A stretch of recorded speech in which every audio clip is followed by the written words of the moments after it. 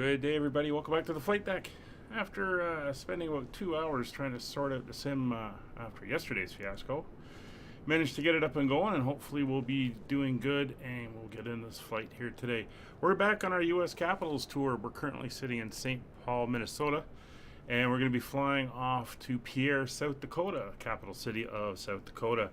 We'll be in the Allegheny Commuter Dash-7, the de Havilland Canada Dash-7. And flying along will be Kevin as well. So we're going to get the aircraft up and going. It is kind of light snow starting to come down out here, and the temperature is just below zero. So we're going to de-ice on the stand before we taxi out. We're going to be taking off on runway 32, making a left-hand turnout, heading down towards a VOR, which should take us overhead of the main Minneapolis-St. Paul airport, and then flying out at 16,000 feet. Not sure if we'll be above the clouds, but I can see the sun there, so the cloud layer can't be too thick. Let's get on board, and we'll get the aircraft set up and ready to go. All right, it's been a while since I've flown. There's Kevin there in the Rocky Mountain. Looking good. So let's run through this and see how much I forget. All right, so the parking brake is on. Just remember, it takes a second for it to come off. Thrust levers are at flight idle. That's good. Control lock is now engaged. Condition levers would usually be in should be in fuel shut off. Not sure why they moved up there to feathers. They're in fuel shut off. Flaps are set up, and they're hanging down at the moment because there is no hydraulic power. Oh, going up electrically. So flaps are now set up, and that is due to where I've got something positioned on the Honeycomb. Just have to remember that. Battery is currently off, wipers are off, and circuit breakers are checked. Weather radar is off, not that it's working, and oxygen masks are all checked as well. So up to the overhead we go, and we can start doing our startup. So batteries. Left and right batteries are now on. That's not what I want. Let's see, it's over here. This is the master control. Battery is on. AC generators are on. DC generators are on. That's good. Now the left and right batteries will come on. And DC external power is now on. And you can see we're now pulling in on the DC external.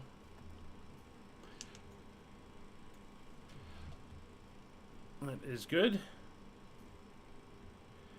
can hear everything starting to run. Bus tie is in the closed position. DC generators 1 through 4. Just looking for them. Are up top, are all in the off position. FDR ELT, we come up top here. Flight data recorder is in normal. ELT is now in auto. Internal lights, we're going to turn to the halfway position. Storm light will be off, dome light will be off, and we'll get the center console up halfway as well. Fealty handles are all pushed in. Fire and smoke warning tests. That is good there.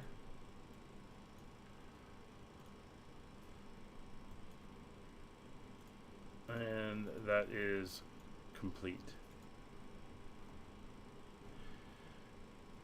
And windshield heat and wipers will be here. Is let's see, wipers are off.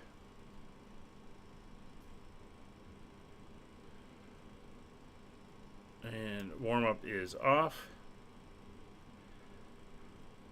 Airframe de-ice is set to off.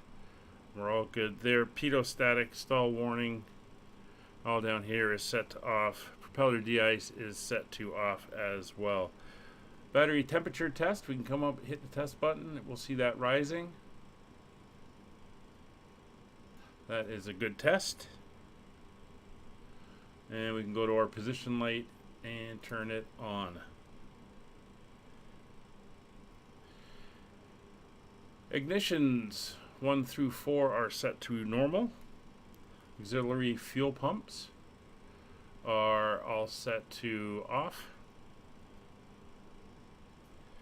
Fuel transfer is off and all 4 are closed. Fuel quantity is checked. Engine start button is selector is off, button is off, and we're in a normal. Cabin pressure control is set to auto. And for our cabin altitude is set. That is good. We want it to be about 8,000 feet. AC external power is off. Inverter is set to left bus. AC generators 1 to 4 are off. Engine bleeds down here 1 to 4 are off. Temperature controls are set to auto.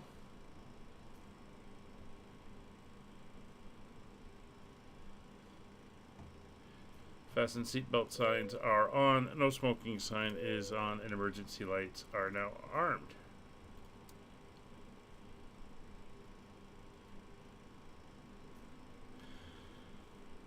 All right, with that done, we can start the boarding process. No, we can't. It doesn't recognize where we are.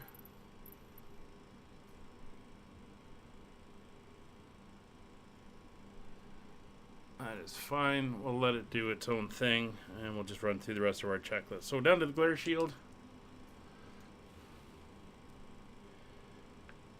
All right, clocks are set, correct time. You can see a little bit of the snow coming down. Flight and taxi switch is set to taxi. GPWS test switch. I'm trying to remember where all these things are.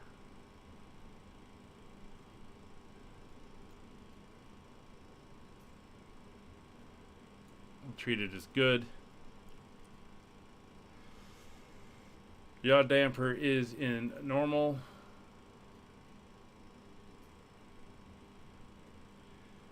Flight directors will turn on. They're on both sides, and then back to standby. Landing lights and taxi lights are all off. PFCS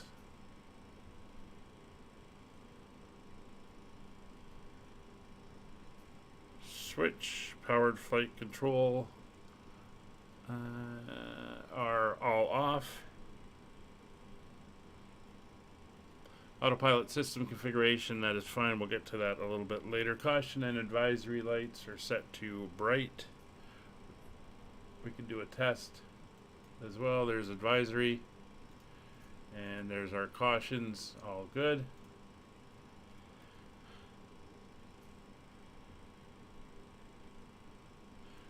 Synchronization doesn't actually work, but it's set to off. And anti-skid is on.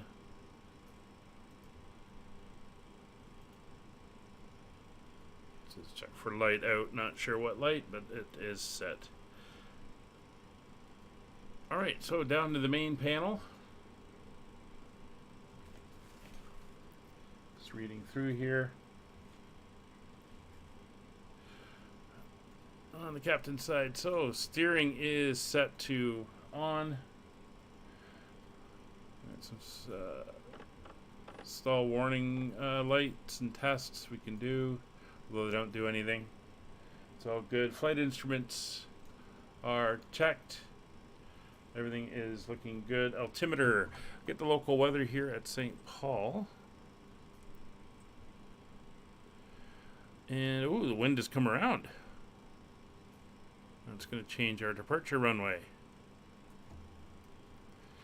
Here is our current weather. Winds are now 180 at 5, 10 miles of visibility, broken at 1500, overcast 4700. It's currently -3 and 2947 in the altimeter.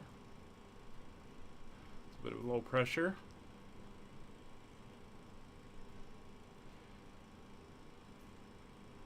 There's 2947 is set. And we can come over here and set this side as well. 2947.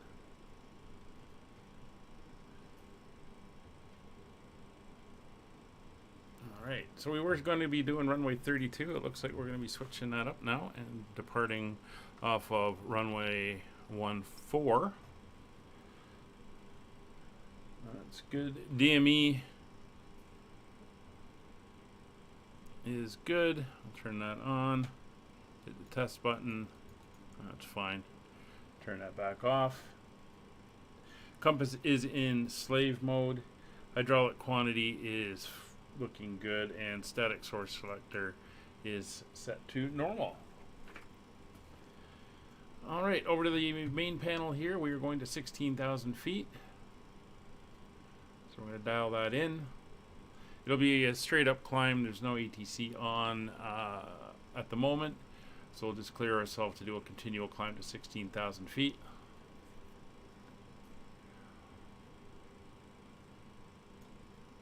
And 16,000 feet is set. Prop auto feather is off.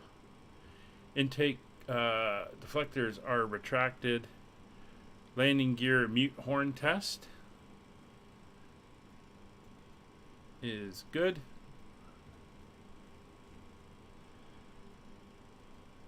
Pitch and roll handles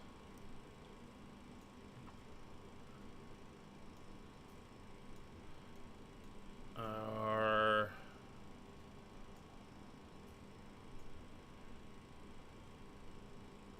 where are they? There they are. And locked. Weather radar inoperable. Transponder. We've been given a transponder code by Auto ATC. It puts us on 4550. So we're going to set our transponder to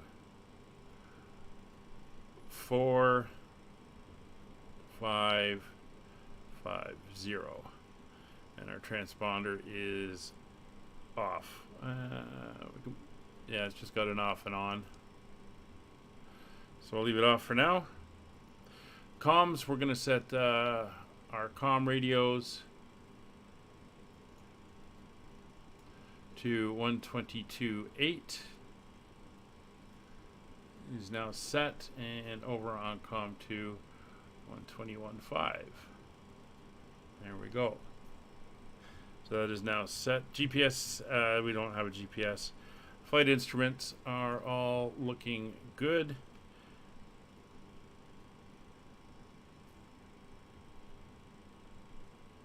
Roll spoiler switch. It should be good and guarded. And avionics cooling is set to auto.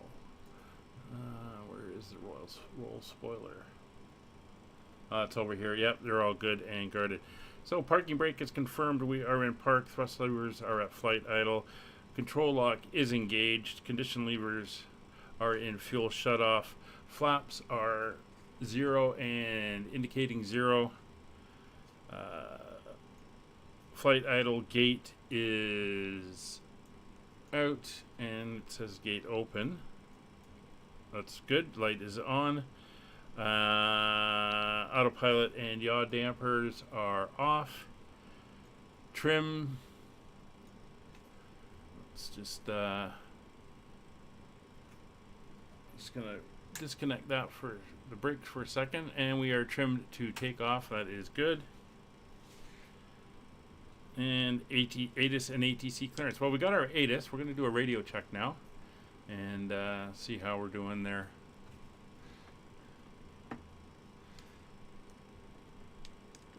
Oh, I forgot. I reinstalled thing, and I've got to set my PTT.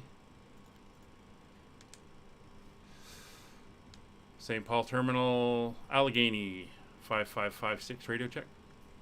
5 how many recommend 7? 5 by 5. Good. All right, so that was Kevin, by the way. So we are good for our before engine start.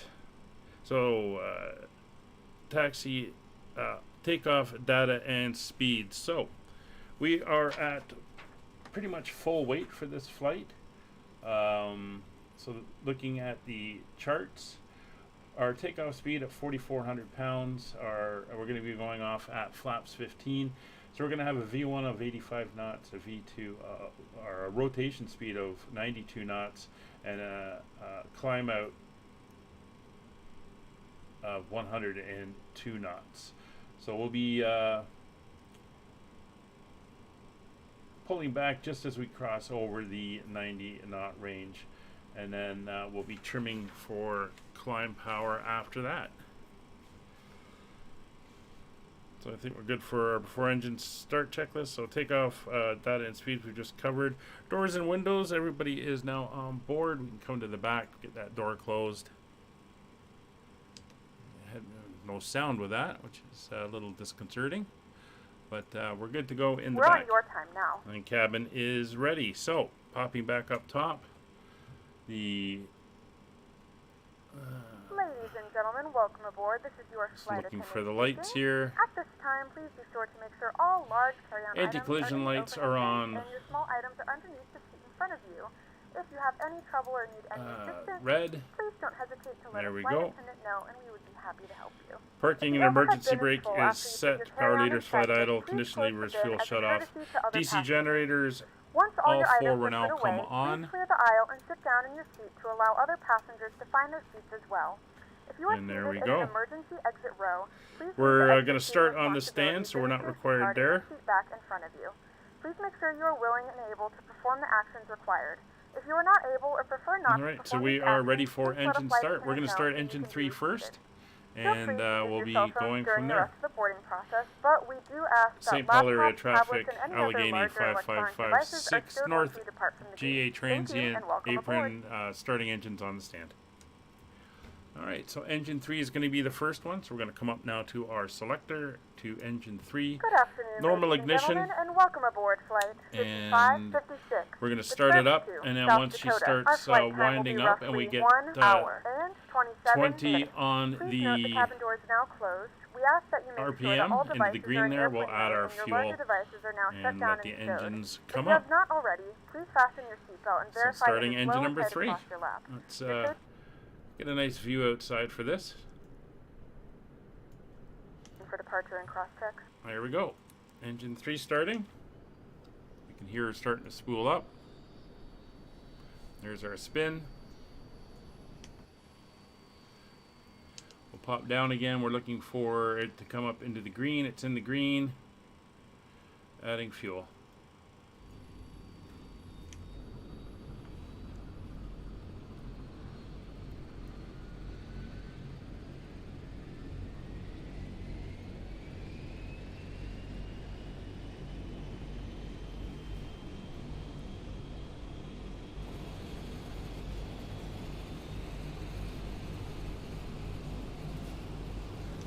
Fasten, insert the metal fittings into one another waiting and for it tighten to by pulling on stable the loose end of the strap. To release your seatbelt, lift the upper portion of the buckle.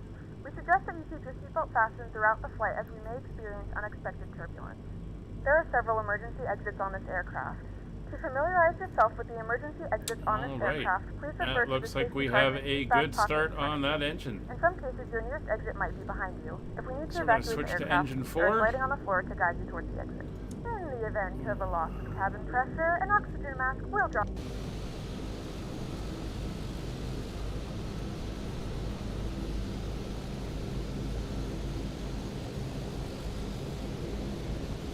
Alright, we're going to start engine 4. Holding traffic, document 7 North April 30th. There we go.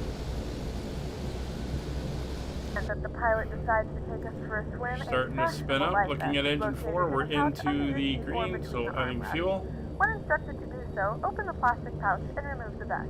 Slip it over your head. Wrap the straps around your waist and buckle at the front. Pull the strap to tighten. To inflate the vest, pull firmly on the red cord only when exiting the aircraft. If your life vest does not inflate automatically, blow into the mouthpieces for manual inflation. See it over there. Each vest is equipped with a whistle and light. See which view I've got on the other side here. Oh, that's a good one.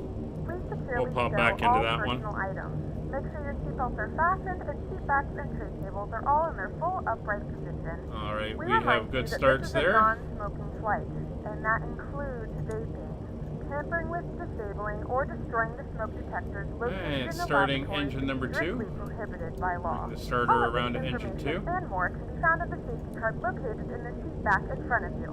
We suggest reading this and let us know if you have any questions. Thank you for flying with us, and we hope you enjoy your flight. Engine rotation. And looking for it into green and adding fuel.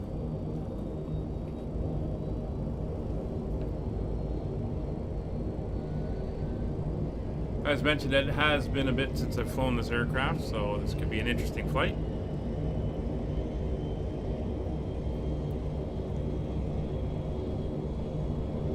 I do like the way it takes time to ramp up on these engines. These are the Pratt & Whitney PT6A67s, I think.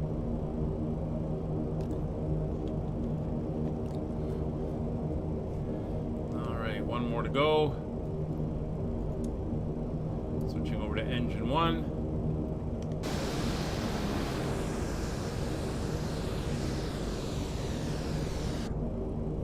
And starting engine number 1.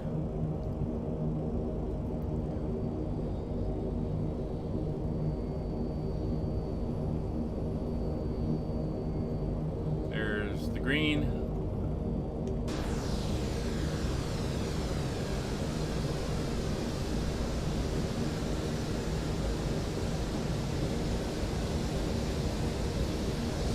I do like how it's got multiple stages in the animation as it runs through.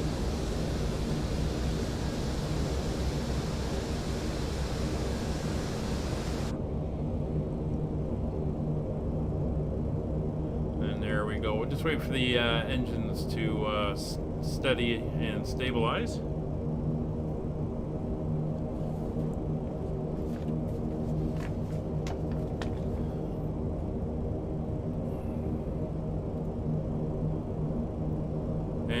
There she goes. Temperatures are coming back down.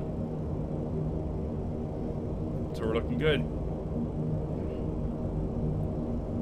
Alright, so parking brakes are still set. Start selector is off. DC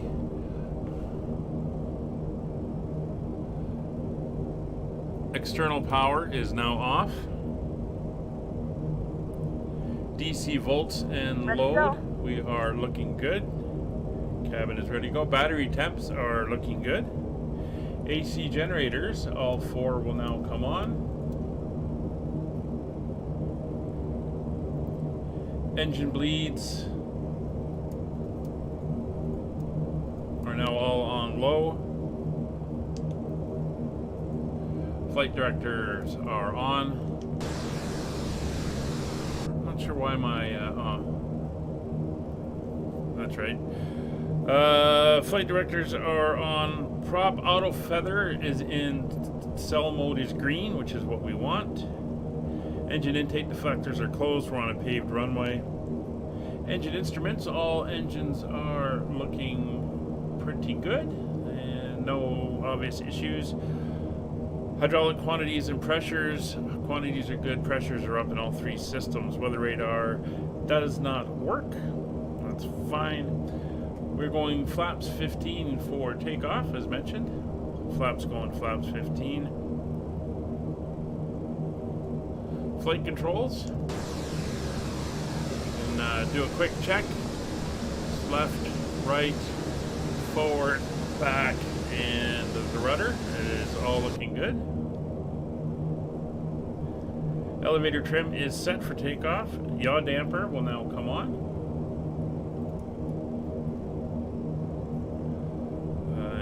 De-ice pressure is fine. Ground equipment and chocks are removed.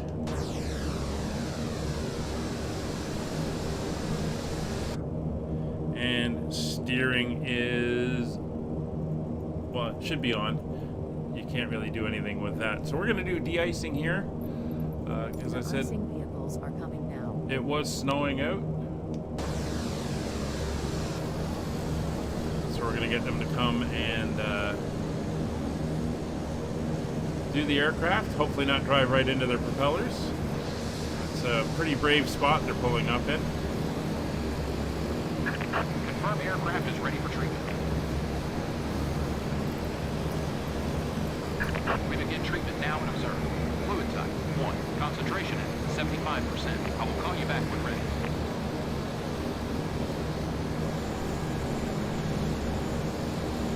We'll ignore the fact they're sticking those right into the engines.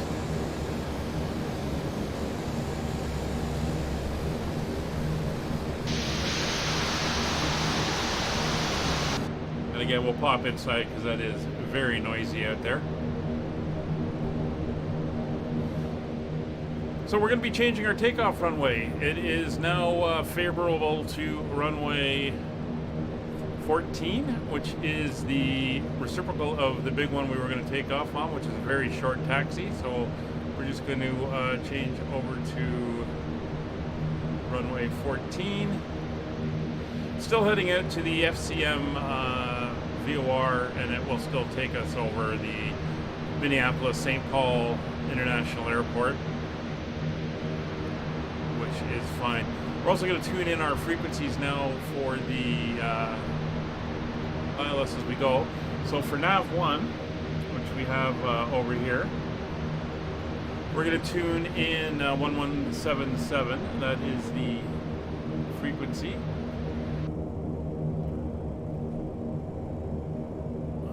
Sorry, I went the wrong way there. 1177 is now set. And we're going to go in our standby. We're going to do the next one, which is 1116. De-icing and anti-icing completed. Anti-icing code is fluid type 1. Concentration at 75%. There we go. I'm disconnected. So that is now set. So over on this side, 1116. On nav 2, just so we can see it come in. And then we're going to want the next one, 11375. That looks like 113 and 75. So that's now set as well for that. So our departure heading is going to be roughly 140.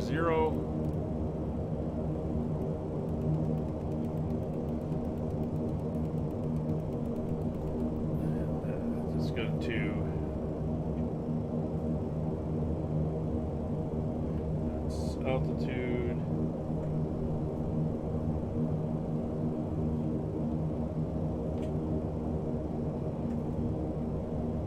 There we go. This will be pretty much 140. We'll realign when we get on the thing. And the course we're going to be heading out to the first waypoint is going to be 247. So we'll dial our course around to 247.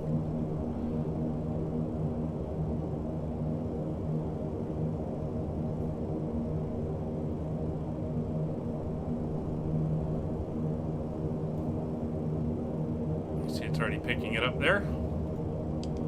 All right, so we are done with the de-ice. We are ready to taxi. So taxi light can come on. And runway 14 is right over here. St. Paul area traffic, Allegheny 5556, taxiing runway 14 via Echo, holding short on Echo.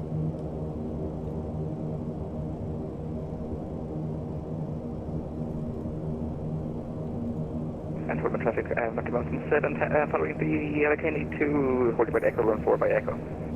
All right, so the way I run this, due to the fact that the aircraft's full. We're going to leave the power and flight idle. Minneapolis traffic. UPS 555 is descending via the Killer 3 And arrival. we're We're going going to to be go up to normal expecting the flow ILS on the 12 outer right. engines, which is 1 and 4. Or so we're going to go to low flow. That'll give us a little bit better power. We're going to manually brake, release the parking brakes. There we go. And now we're going to taxi out. They do go quickly.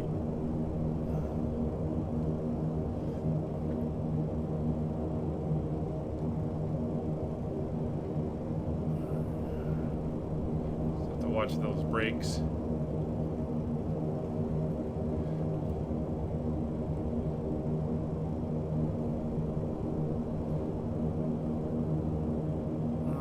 So there we are, runway 14.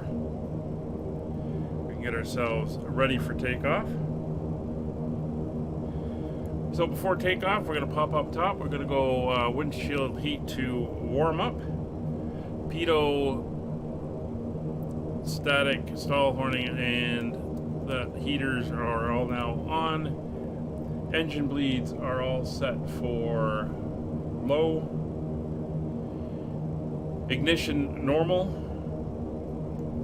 Flight taxi spoiler switch set to flight.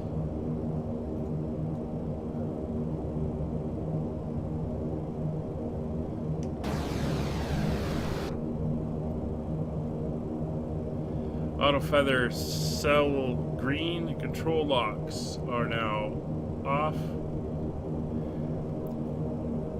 Condition levers will come all 4 to maximum RPM.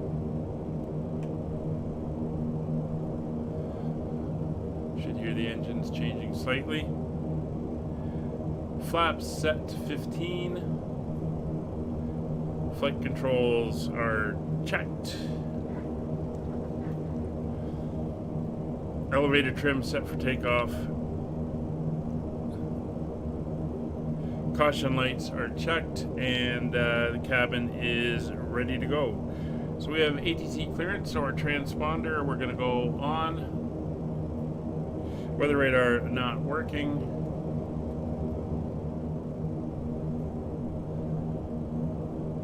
Okay, that's all good up top. Sorry, landing lights will come on. Strobes are on. We are ready to go. St. Paul area traffic.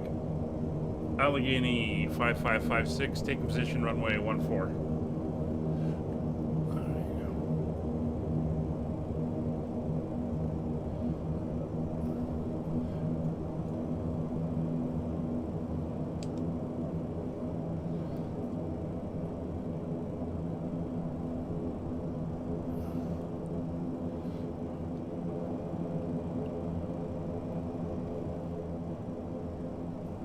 Bit of power, keep us rolling.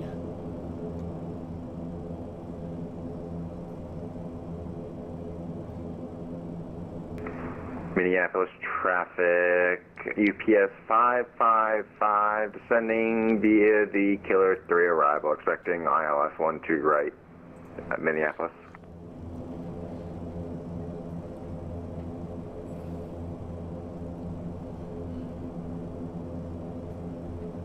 There we are, lined up. Oh, looks like the Air National Guard or the Army National Guard is beside us here.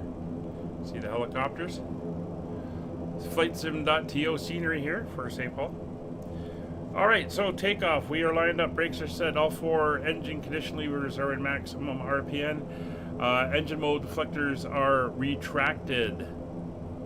Power levers, we're going to come up to 32 on the power. We're looking for the auto feather to arm.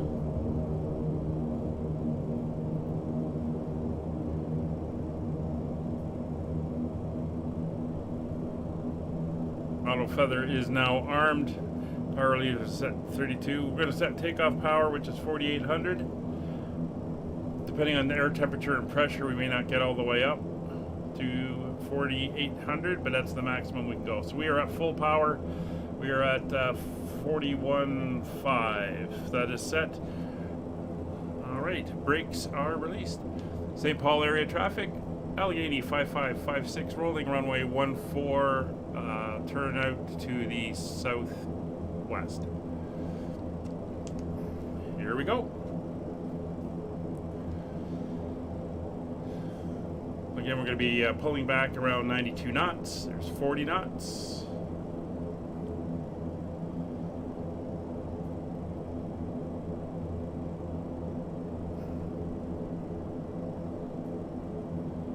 V1, rotate. Yeah. Come on. That was ugly. St. Paul traffic, Rocky Mountain 7, take position 14, take over 42 minutes separation from my colleague. Alright. Positive rate, gear coming up.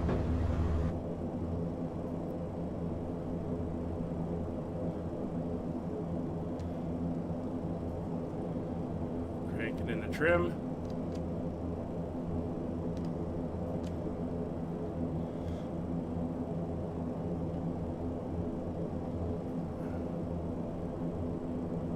Minneapolis traffic, GPS 555 Flaps is currently up. right downwind for 12 right, and we'll be turning base for final. Expecting the ILS 12 right, Alright. Minneapolis. We're going to set our climb power now. Alright. So we're going to pull our engine, our props back to 1007.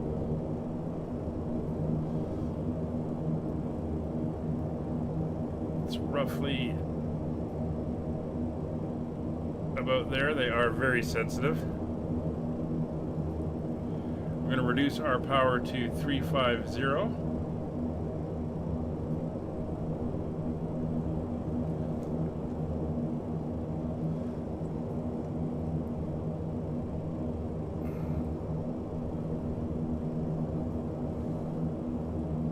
That is about there.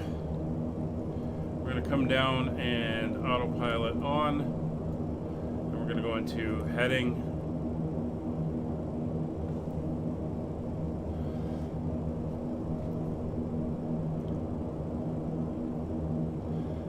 Condition levers, we're going to make sure they are at 107,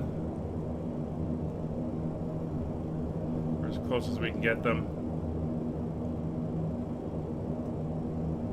And then we're going to set our climb performance back up to 44 or 4,000 for climb power.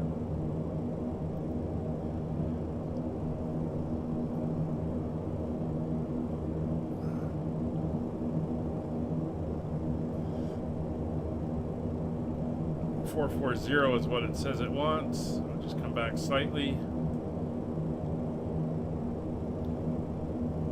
Again, they're very sensitive.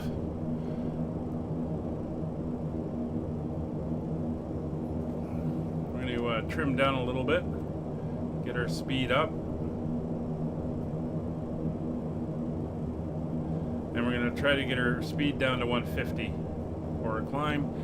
And as we work our way out, we're going to now turn on to the VOR.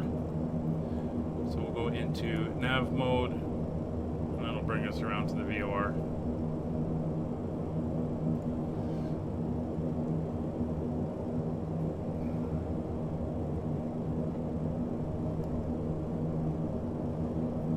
Goldman traffic, Rocky Mountain 7, loading runway 14, left turn to court, go for VOR. We're actually going to manually, there we go, that's about 44,107, that's good. And we're going to manually tune our course. Minneapolis traffic, EPS 555 established on the ILS 12 right, Minneapolis. Until we come across, there we go, there's the radial. And we'll fly that radial into the VOR, still working our nose down. Flaps are confirmed up. We want to get that 150. Kind of at minimum climb speed right now.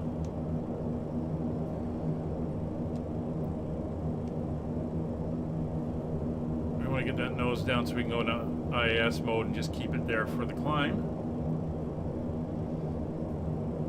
There we are, turning on to the radial, 150 coming up. go. IAS, hold that. Altitude select, we want to level at 16,000.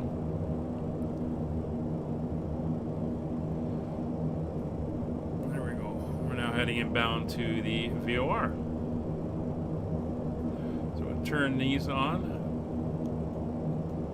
There's VOR 1 and that'll be VOR 2 when we get within range.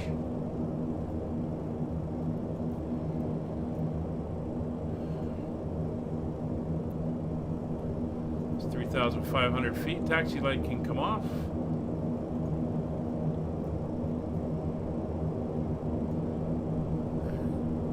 Cabin is doing fine.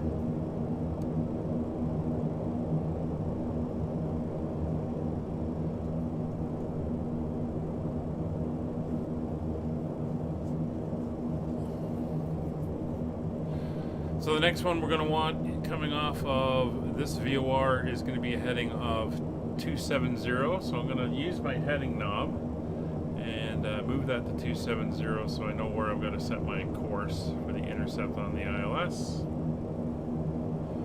So it's just going to be a slight adjustment.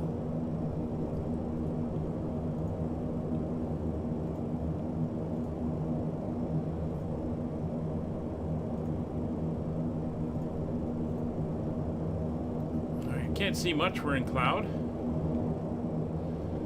So given we're in cloud, we're going to come up top, we're going to turn on the airframe anti-ice.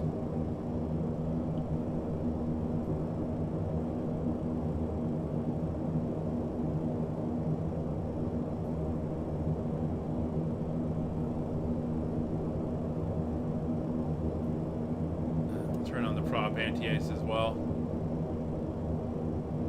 Not sure what the timers and ground tests and all that stuff are.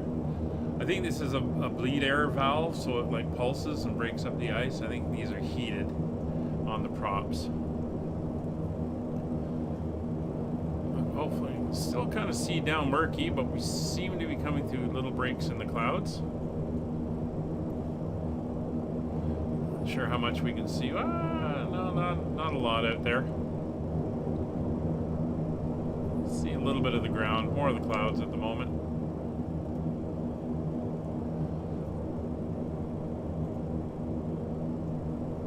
Alright, so we're 11 miles out from the VOR. Showing a little bit of a DME here. We can also come down now and we're going to turn on our main one. And we're going to use our ground speed, and we're going to set this to nav 1.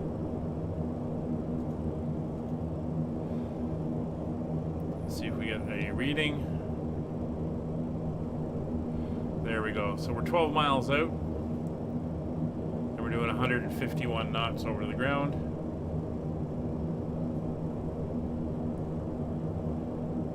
And we're passing, climbing up through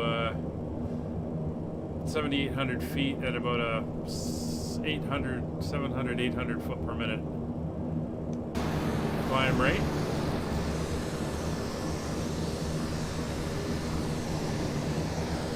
Not great, but we are heavy and pretty much close to our maximum takeoff weight when we departed.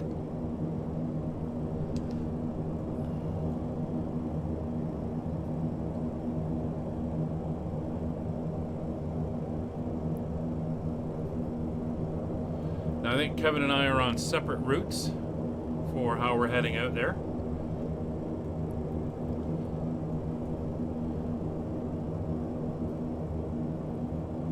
And this will be a good test to see if, put that back in, good test to see if this will follow the outbound as well on the outbound radial.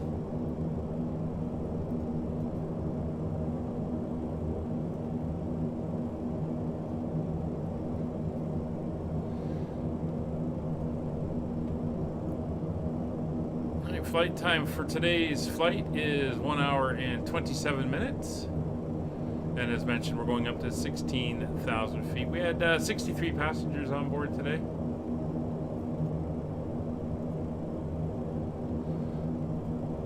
And once we're up at cruise, the cabin crew will be able to serve some snacks. Obviously, there's no in-flight entertainment on this aircraft. Actually, we're gonna keep that out of the way. I've got my own in front of me. We'll leave Rogers up where we can see it. So once we get up to our climb, we can... Goldman traffic, flight London 7, currently at 3,600 feet, 15 miles to the southeast of Goofy Wharf and Crawford. Alright, so we have climb power set, landing gear is confirmed up, flaps are confirmed up, prop auto feather.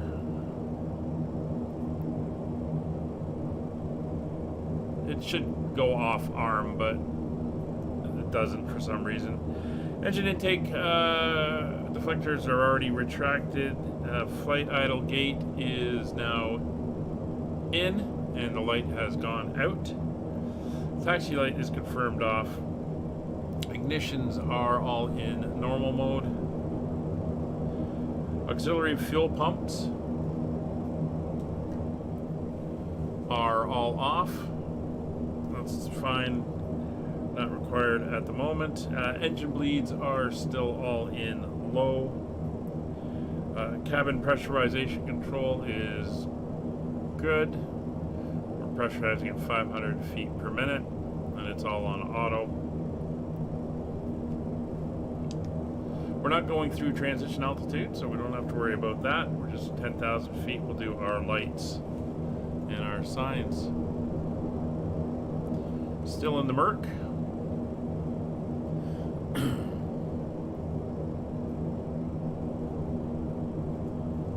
And we're 2 miles out.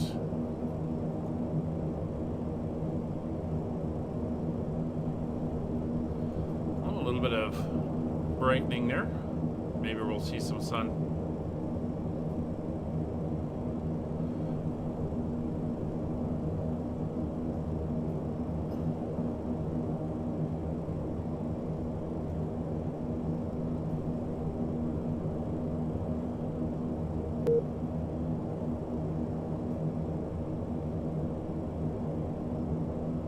Interesting. I just got disconnected from VATSim.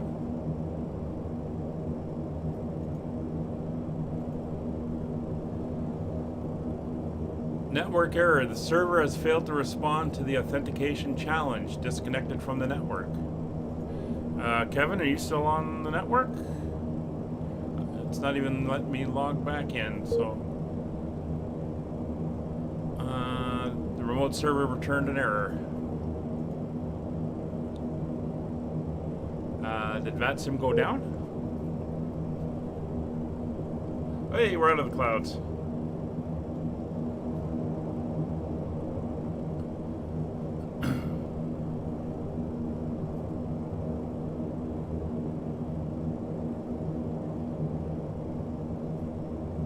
Oh, she just reconnected.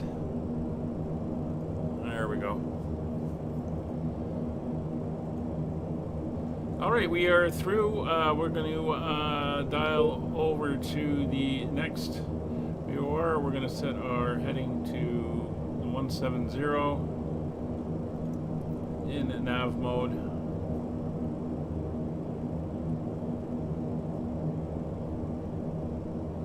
And still getting error messages. Okay, yeah, hang on, I gotta, just want to get this set up. So 1160, no, we're gonna keep on the same one, because we don't have a thing there, so we're gonna stay on the same one. We're gonna be flying out on the thing, there we go, we're gonna fly the outbound now, and that is behind us. Alright, so we're just gonna get ourselves realigned. Let's disconnect settings,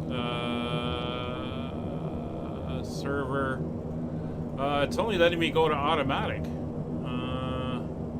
I don't have a server option list.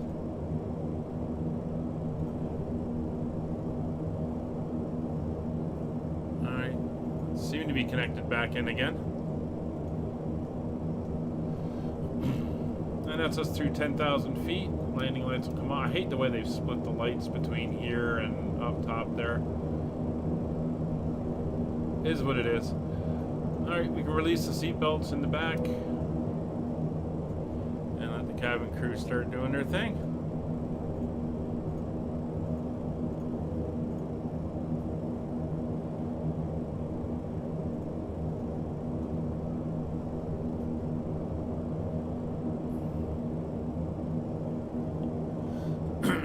Yeah, it wasn't giving me a option for different servers. All I had was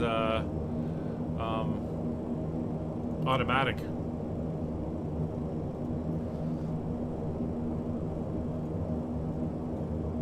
Alright, so we're gonna wait to see when VOR2 kicks in. That's our next one. It's 97 miles to it.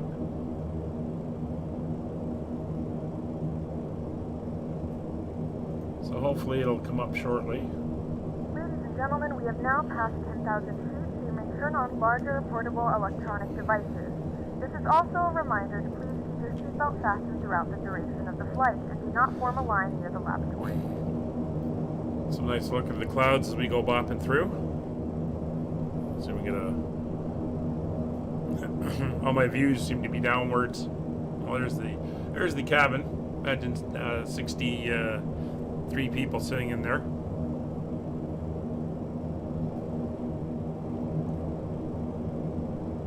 Yeah, looking good. Still climbing out. Still chucking along in and out of the cloud tops. We do have just under 5,000 feet to go.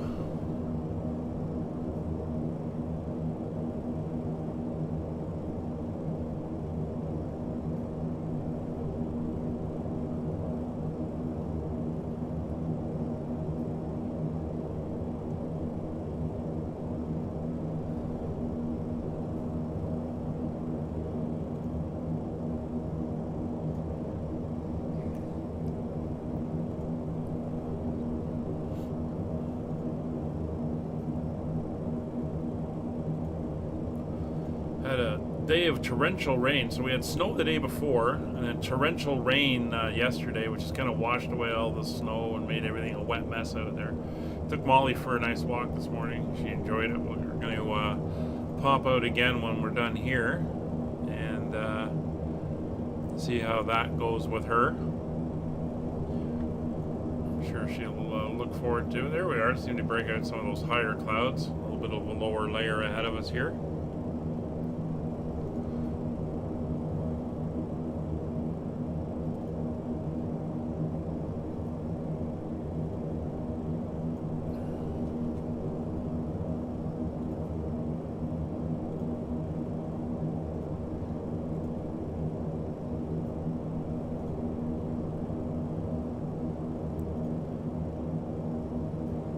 So for our streaming schedule, we are back on Friday, back in Japan, flying out of Okinawa and heading further south down the island chain. So it should be a good one there. And then Saturday, we are back in Canada. Hopefully we'll be able to get that flight in from St. John's down to Charlottetown. We had trouble with yesterday. And then Sunday, we are flying out of Edinburgh down to Abu Dhabi for the Formula One support series. So Friday, Saturday on VATSim, Sunday on multiplayer. And again, you're always, as always, more than welcome to come along, join us, fly along, and take part in our flights. You can come over to the Discord, get the information there, find out what we're flying, when and where, and all the information is available. Links are in the descriptions, and you can join us there. And while you're hitting buttons, please consider hitting the subscribe button. Just lets us know we're doing good and supports the channel and the small aviation community. Throw a like on the stream, hit the bell so you get notified when we go live. We're streaming usually 6 days a week, and you can find out what we're flying, when and where, as I said, over on the Discord.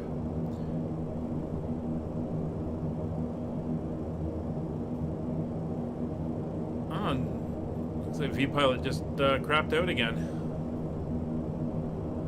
I'm gonna go into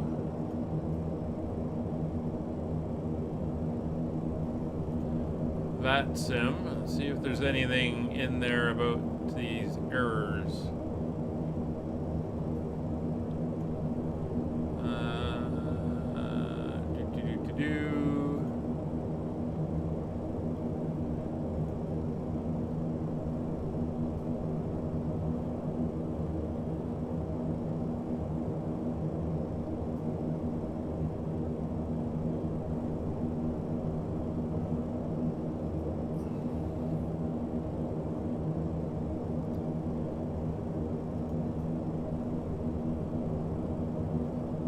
Just looking to see if there is.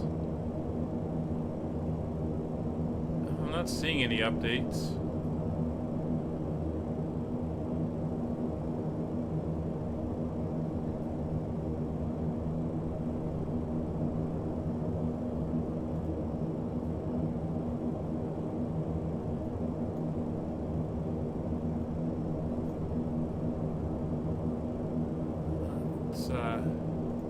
Try to reconnect.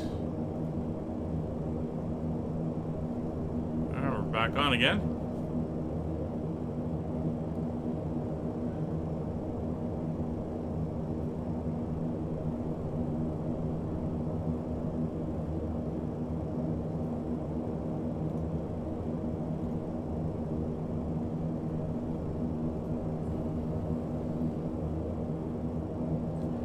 Even VATSpy is reporting issues with data coming out of VATSim. So,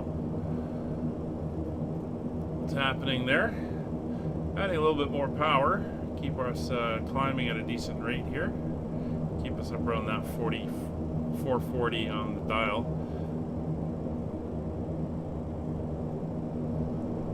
We seem to be getting above the cloud layer, except for a few odds and ends. So we're not doing too bad.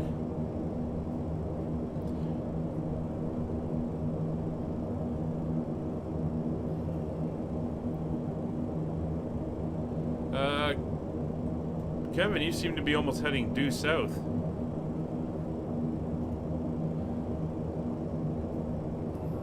Coming up for 15,000 feet. See our max speed is starting to come down. So let's take a look at our cruise settings, what we're going to want.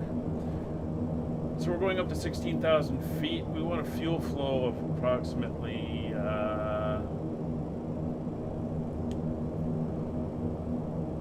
370. Let me do a little bit of math here.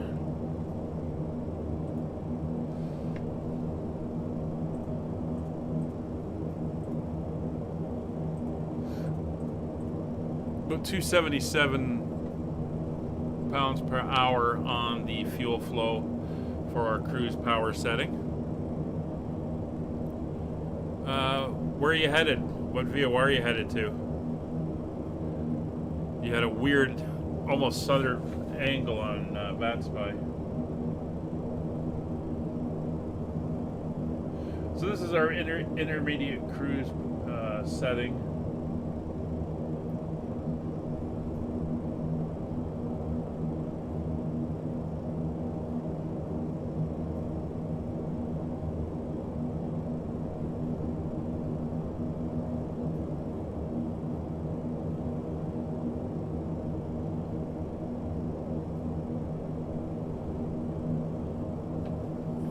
All right, 700 feet to go. You're going to Redwood.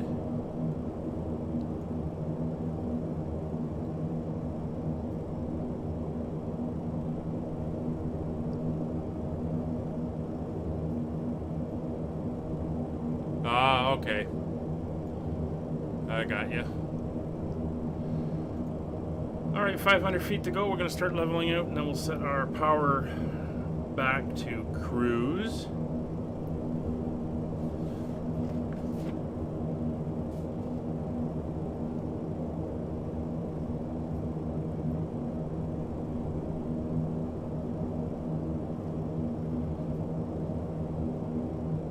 So we're going to make sure our power is reset to 170 on all engines, or 107, and then we'll be good. good. So we should be capturing in at our altitude now. It's gone green for capture.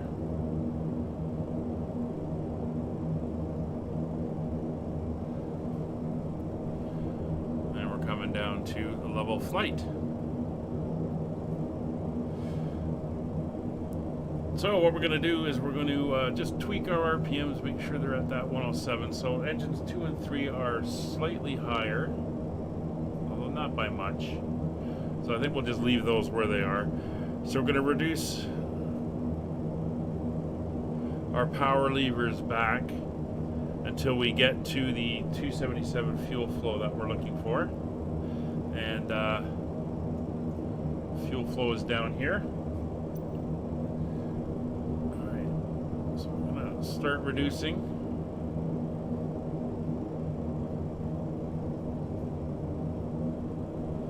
Bring that fuel flow back. There we go. Auto feathers are disarmed. We're into cruise mode, so it's going to be about there. And that should give us a rough true airspeed of approximately 210 to 220 knots. So if I look up the telemetry in Navigraph,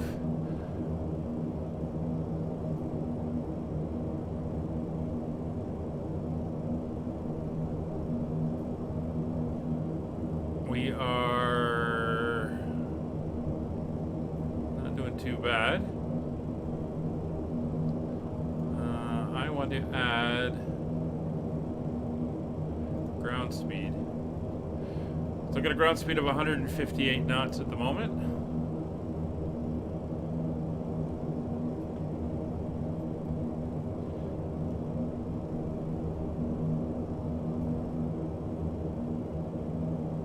In a few moments, our lovely flight attendants will We're be just going to starting watch our in-flight airspeed service. there. We'll be serving complimentary drinks and snacks. Premium drinks are available for a small charge.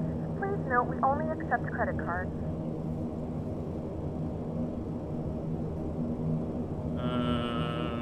Kevin, I'm trying to remember. Do we, yeah, I think my plan is in pounds. Do we, with that modification, do we still go by these same numbers here? Or are we modifying? I think I think we go by those numbers, right? So that would actually be, I would want to be at 360 on the power, or on the fuel flow. There. Keep that speed going.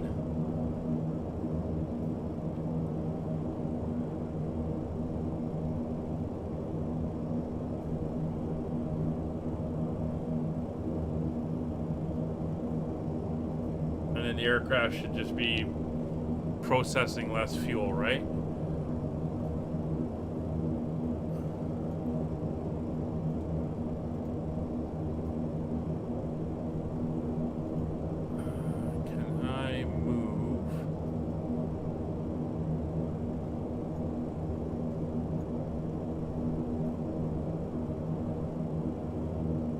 Well, I know the fuel flow is too high. I've changed my numbers, so I'm using that little bit less fuel. I just can't remember if I was using the actual numbers in there, and I'll just use the less fuel.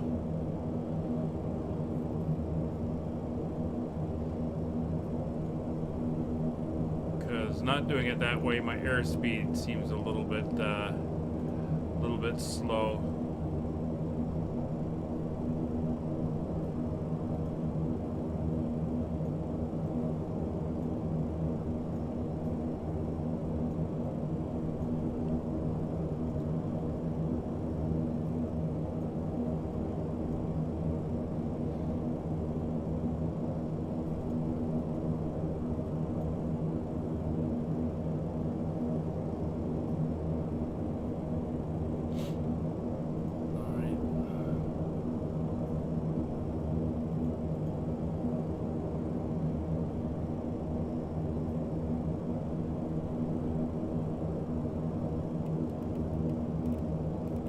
Make a little bit of a heading adjustment using map and compass work. We are Slightly off as we're not picking up that VOR at the moment. So we'll wait till we get the VOR.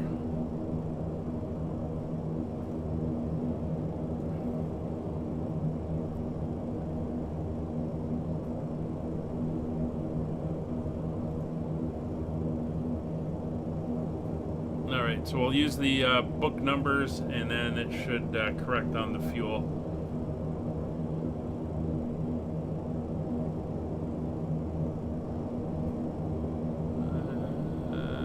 Fuel's looking okay.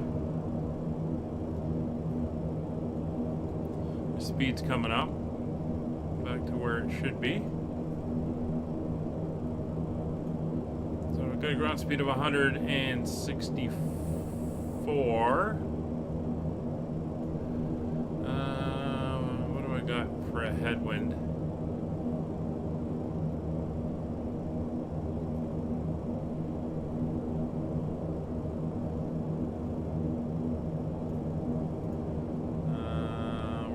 Weather.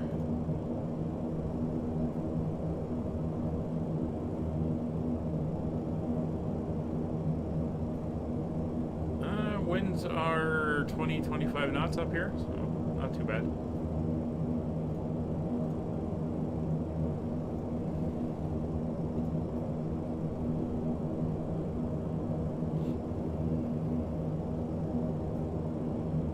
Alright, so the Montevideo VOR, Mike Victor Echo, is not coming in.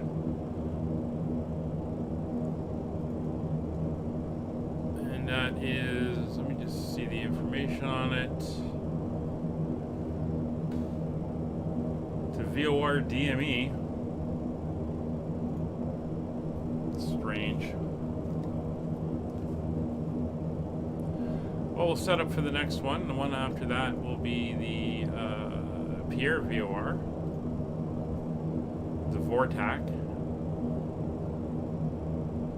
11375.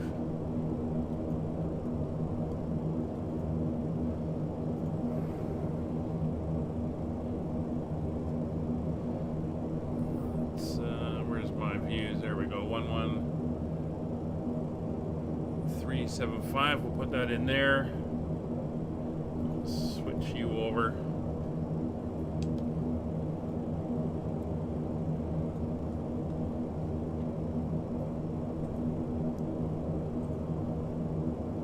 More mapping errors from VATSim. Alright, let's take a look at the weather currently out in Pierre. It's clear skies apparently, 0 degrees Celsius. So it's 11 knots at 320, 10 miles of visibility, and 2936. So it's even a little bit more low pressure.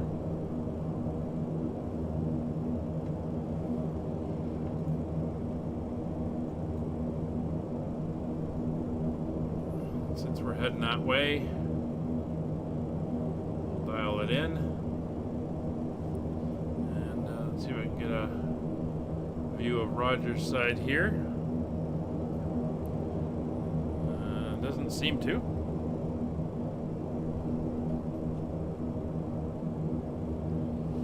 Alright, so we'll do it manually.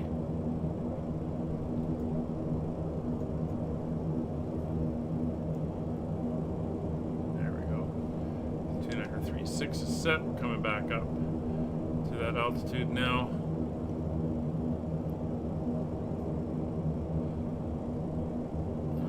Power settings are good, fuel burn is good, torque and everything is good. It shouldn't be arming like that, but that's fine. And now we're just cruising.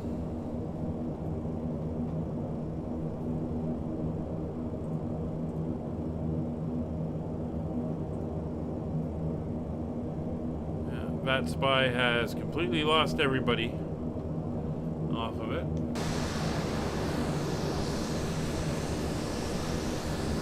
There we are, looking good over the clouds.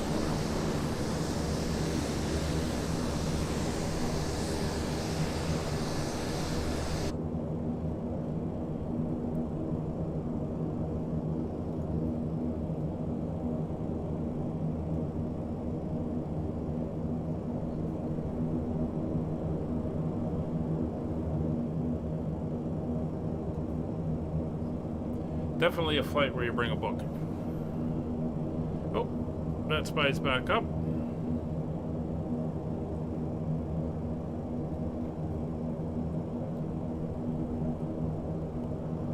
And interestingly enough, our destination airport has dropped off.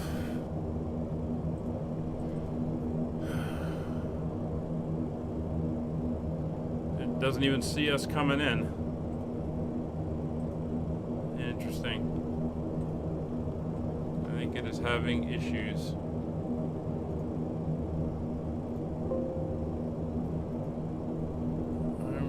Flight plan is on the server. I just went and checked.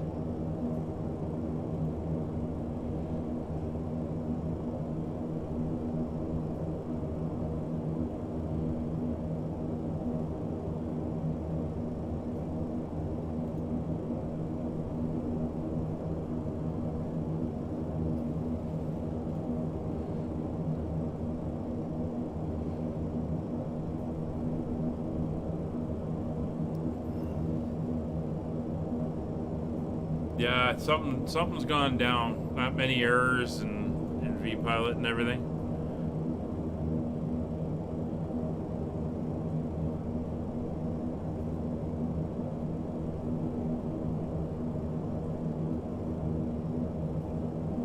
There's a couple of them that show flight plans, but yeah, so many of them are no flight plans. Wow.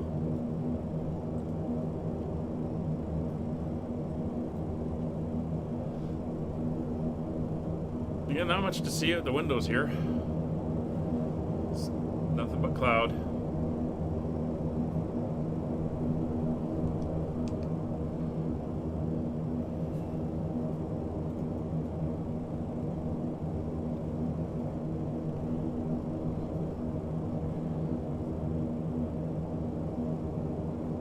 Alright, well, we're coming up to the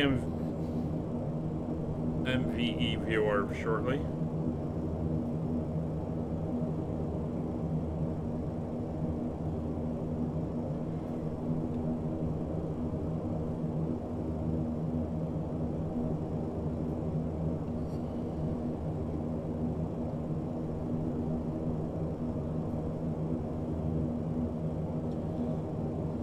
I just glad the sim is working and the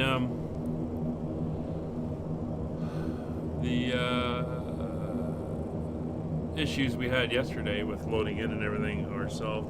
One thing I had to do was reinstall vPilot completely and delete all the vPilot caching and everything like that. Apparently that was causing model matching errors.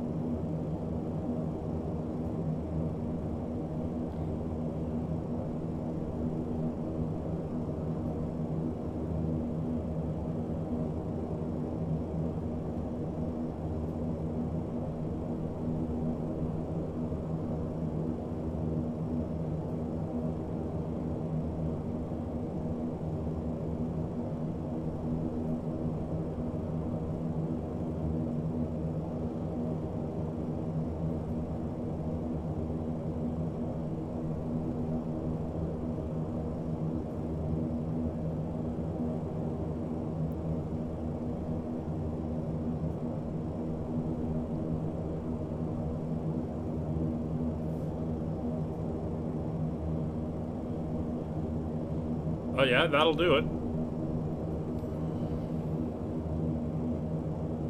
Oh, we finally got the VOR.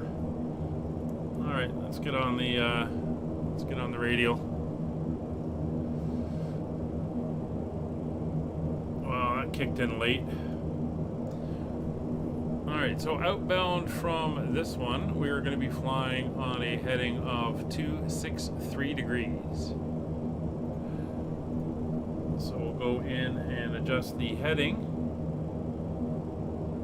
to 263 roughly, so I know where I've got to go. So it's just a little bit of a shift to the left. Still getting vPilot download data download warnings. That is fine.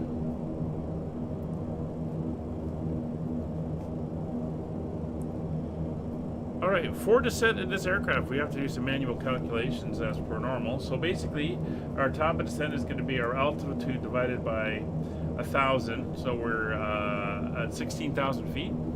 So we'll divide that by 1,000, so that's 16. No. 1 point.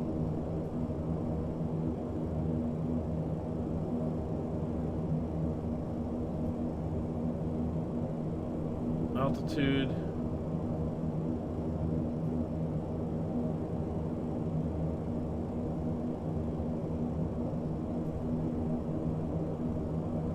No, that's right. 16 times 3, because we want a 3-degree path.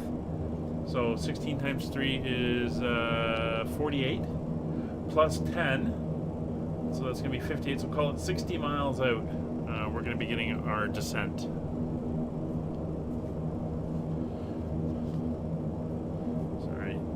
Wake up the brain cells in the back of the head there.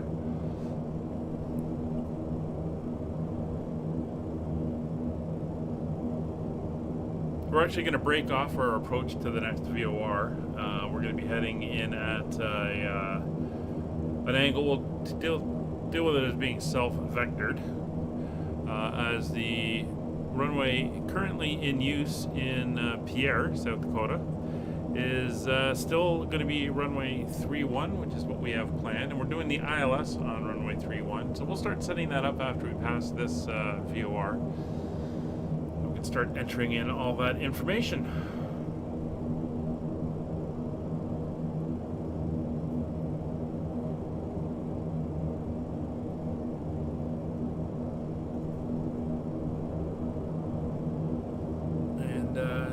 So the sky's clear, but we're full of clouds here. Kevin is currently off that way. He's heading to a VOR down here, and then he's going to be coming back up and along. Oh, there's a little bit of a hole there. Current ground speed is showing at 170 knots. Not a fast aircraft, I think. But it is a fun one.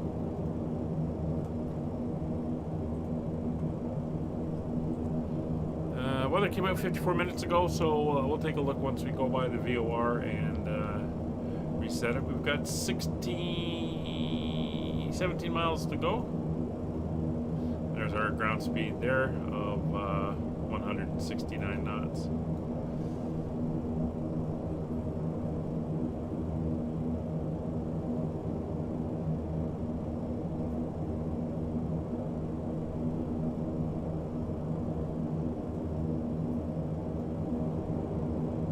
Fuel check. We're looking good.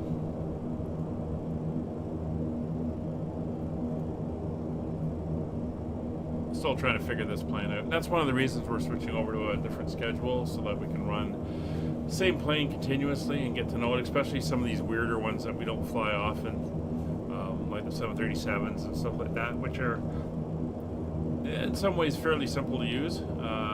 These ones, yeah, you got to really pick up the idiosyncrasies of the aircraft. So having the ability to spend continual time in it is going to be a great benefit.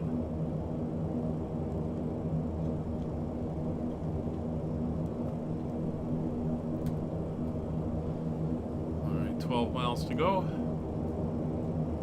Yeah, I'm starting to see some breaks. So again, we're heading to South Dakota now, Pierre, South Dakota. Our next flight will take us out of there to North Dakota, up to Bismarck. Much shorter flight. But we do have some longer ones coming up. We're heading further out to the west, so it's going to take a little bit of flying as we cross over these bigger states.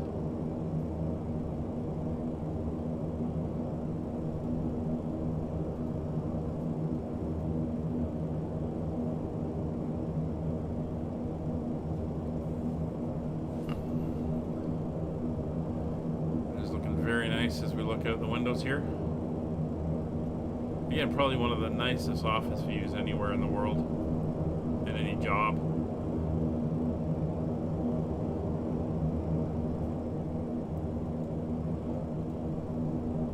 And you see, we really can't be going much further. We're barber poled at 170.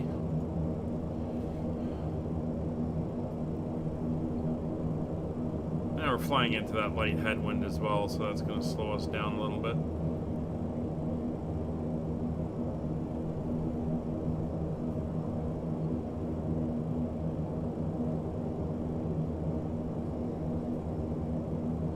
We're doing roughly, what are we, 160 nautical miles an hour. That's 80, or 160 nautical miles an hour. That's every half hour. That's 80. Every 15 minutes, it's 40.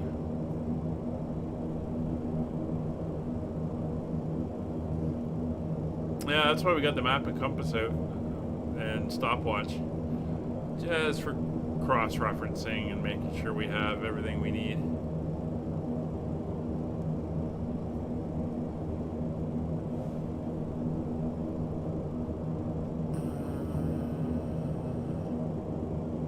Interesting, just looking at...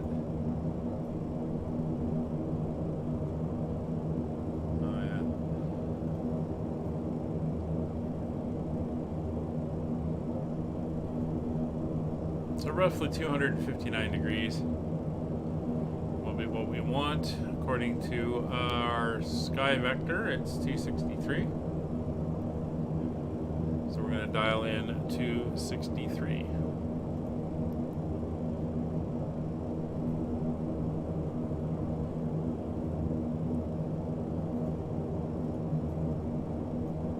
And we're just getting ready to cross over the Montevideo VOR now. The Mike Victor Echo. See, there's a slight input on the rudder with the autopilot. That'll be due to the winds and trying to keep us tracking on course. Vpilot, our VATSpy has basically lost everybody. The map is empty. I'm going to go to SimAware, see if I can get better information out of there.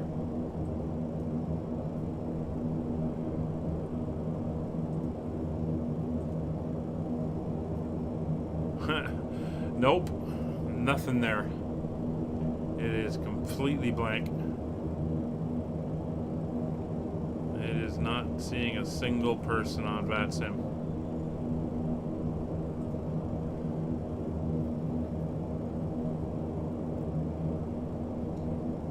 It says I'm connected and connected to the voice server.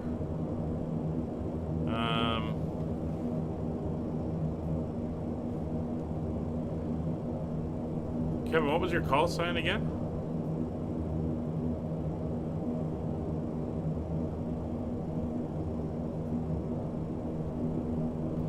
SimBrief is giving you wrong headings? Oh, that's not good. That's why for the VORs I use SkyVector. It seems to do a better job at that. Are we? Yeah, and we are over, so we're going to dial in at 263 heading. And we'll go back onto nav.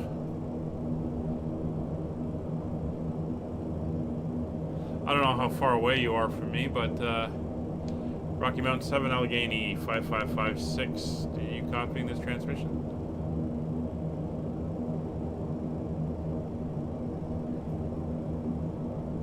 We might be out of range even if it is working.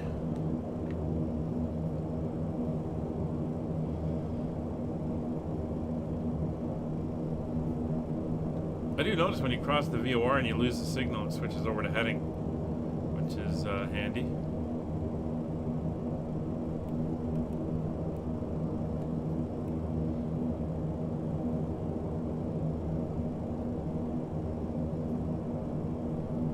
Hey, J-Hog.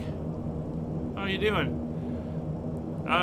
Hey, you're on going from EGPA to BIAR. Nice flight. Yeah, we're on our way from St. Paul, Minnesota to Pierre, South Dakota. Flying the good old 70s and 80s classic, the Dash-7. Over a nice big cloud bed out here over the North U.S.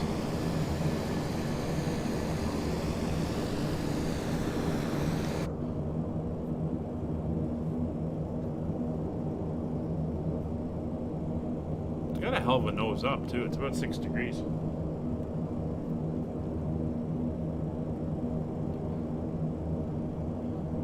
Oh, everybody just popped up on VATSim again. Alright, so since I am tracking outbound nicely here, Kevin, I'm leaving this with you. I'm going to go take Molly outside and let her do her thing. We're tracking outbound. Hopefully dealing with that wind.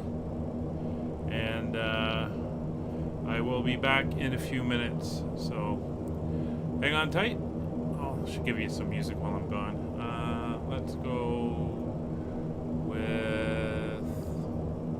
we'll go with the blues.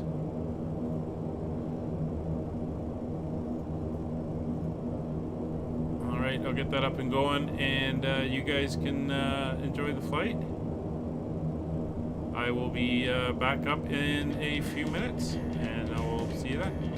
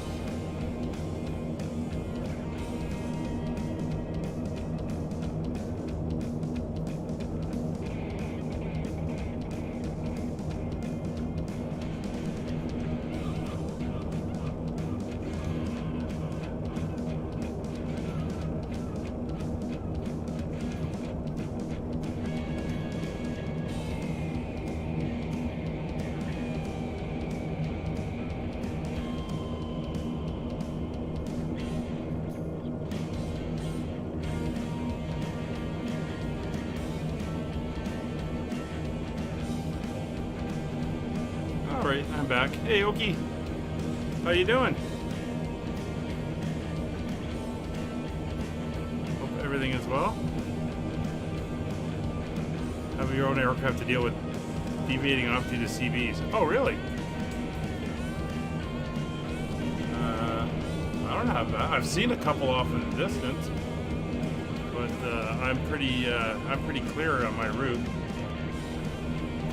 As we're trucking along. Oh, we're off. We're in heading mode now. We're off course. We've lost the VOR. Kevin, I told you to keep an eye on the aircraft. You let me down. Doesn't want the 259, so we're gonna go this way. Check Discord. Oh, well, you got a little bit more build up than I have out here. Like I said, I saw it in the distance. I can't remember if it was south or north. I'm kind of cruising on top of the layer, actually, myself.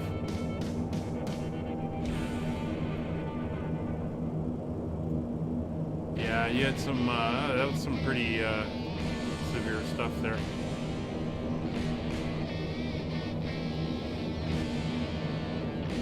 But we're trucking along fine. Looks like everybody's still having issues with flight plans not showing. What if I resubmit it, reload it? Let's see, flight plan, file.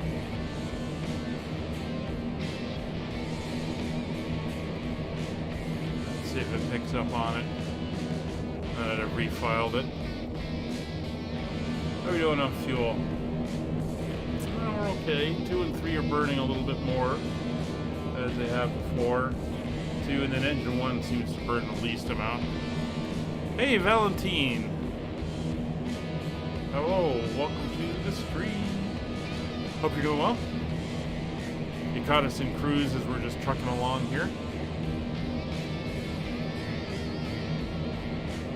So we got about 90 miles to go before we begin our descent. We're going to be descending down to pick up the ILS for runway 31. Basically going to come in on kind of the northeast out towards Filta, and then that'll be our entry point for the intercept. We have a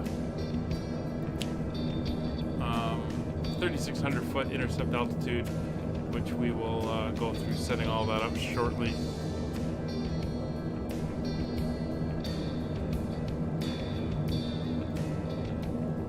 Okie, the flight's going very well. Sorry to hear you're still a bit tired. I guess you're still fighting through that. Yeah, we are doing well. I'm going to tune in the next VOR, which is the Pierre VOR, PIR. It's the 11375. We'll switch that over. 11375. It's now in. We're not picking anything up yet. Yeah, you seem to be running into the clouds. I'm managing to stay on top of them. Alright, so as we come in, we can start pulling up our charts and looking at everything. So we're going to pull up the ILS chart. It's 111.9. We're going to come down and set there. 111.9 is our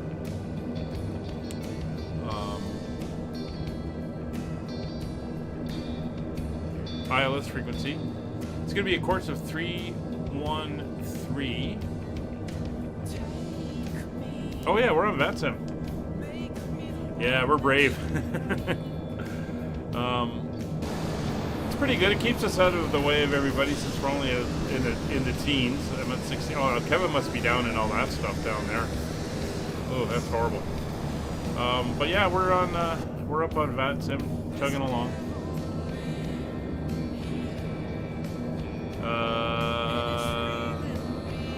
Yeah, 113 is going to be our 313 will be our course. We've got 111.9 dialed in. Now the Pierre VOR of 11375 is also the nearest VOR. We can use that as a reference. So we'll pop down and put that in here as well. 11375, and then we can use VOR2. 11375 is set as that needle, and we will set the ILS frequency of 1119. I think I already did that, but we'll reset that. So that is all set up. 3,600 feet is going to be our descending platform altitude, and our minimums, we're going to be doing the ILS, full ILS, nothing is out, rail and ALS is okay. So we're going to be 1920 or 200 foot on the absolute, so we'll come down here and we're going to set our descending height to 200 feet. So that is now set there.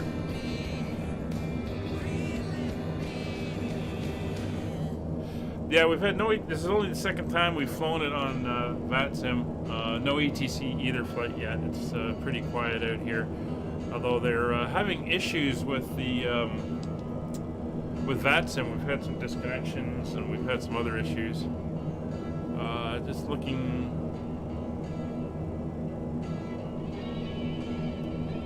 I'm now showing up as a pre-file for our destination, which is funny because it should show me as actually connected. Although I'm still not showing up on VATSim, but yeah, there's issues on VATSim today, so I'm not worried too much about it. Molly.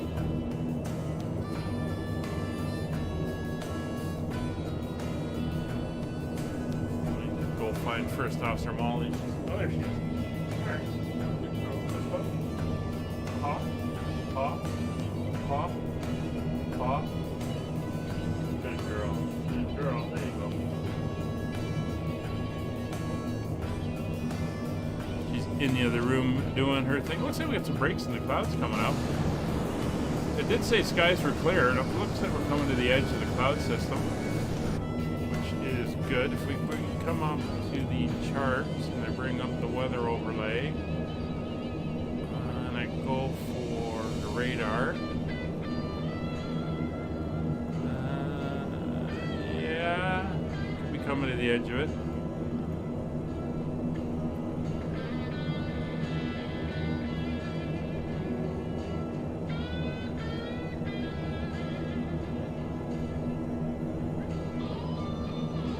Gave you a reroute. Oh, that's not a very nice one.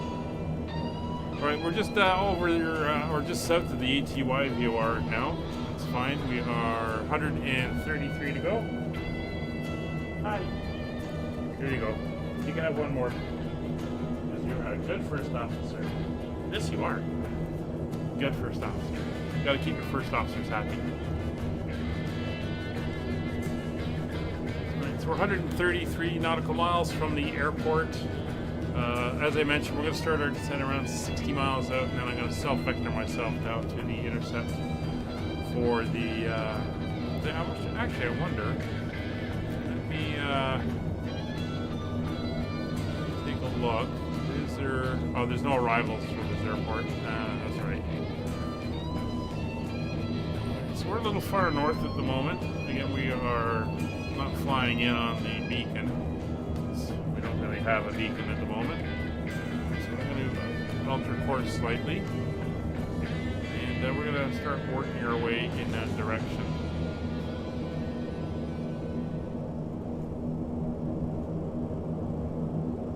Oh, looks like we're going to have a nice sunset. There was no add-on scenery for Pierre and VATSim.to, so the generic airport when we get there, and not sure what the parking is like. It's going to be a left-hand exit off of 3-1, probably taxi down to the apron near the control tower and park it up there.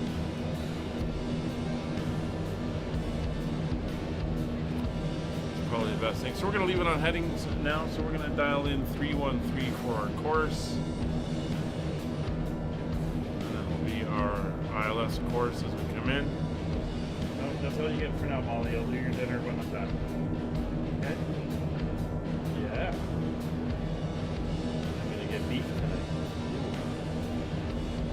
lie down.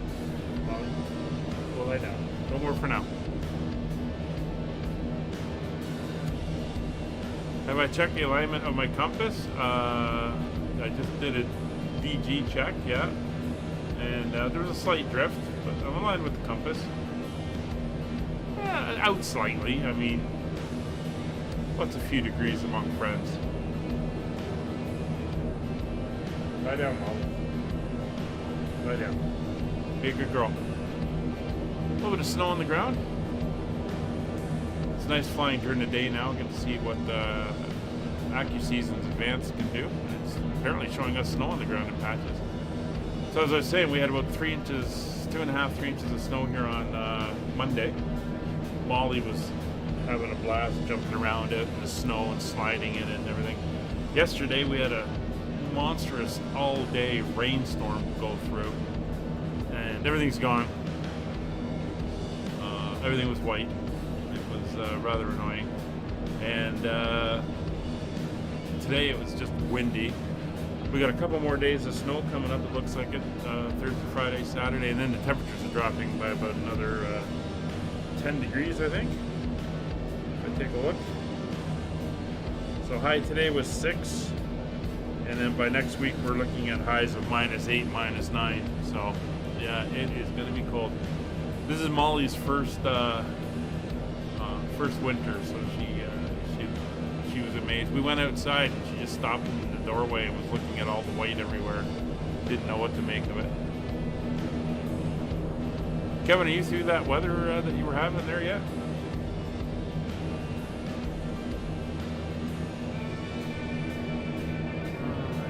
The engine and the fuel quantities.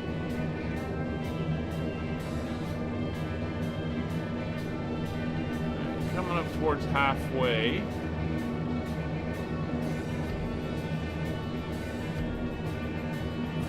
I might. If I go into SimBrief and bring up the airframe.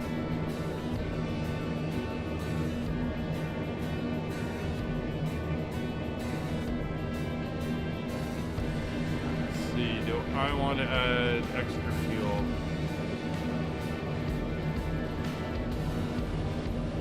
I think I do.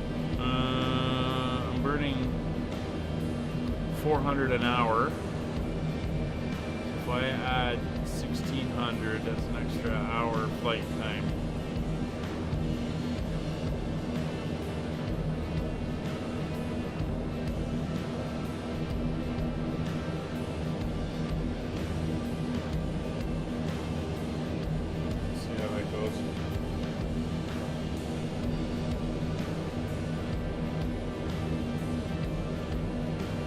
I just don't like the fact that the burn numbers are not right for this thing. So it requires some fiddling around.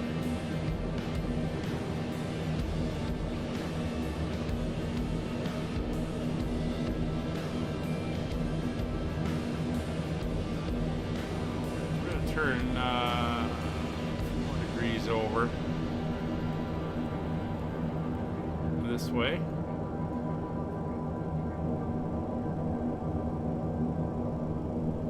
Definitely got the clouds breaking up here. It's looking nice. You're still in it, are you? Okay. And everyone's gone off of VATSim again. Lovely. Yeah, they must definitely be having issues. I did do a look on Discord. Couldn't see much chatter. Oh, there we are. It's just starting. VATSim is broken.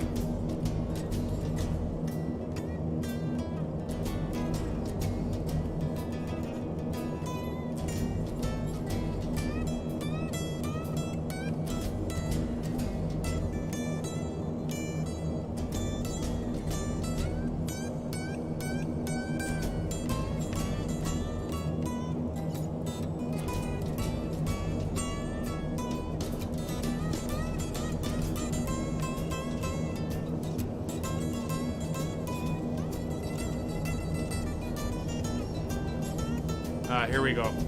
Our engineering team is currently investigating multiple reports of issues, including increased error rates with our cloud control panel, API, droplet networking, platform app deployments, approaches, and plan, apps loading, and other impacts.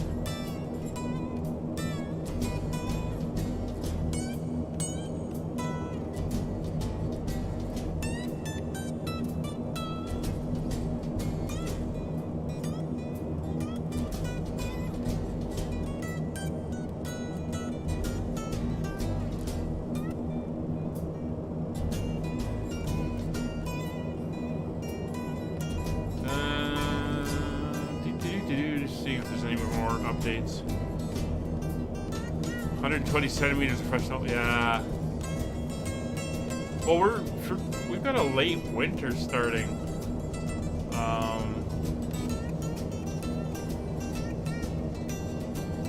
It's usually we'd have snow, at least several inches to a foot.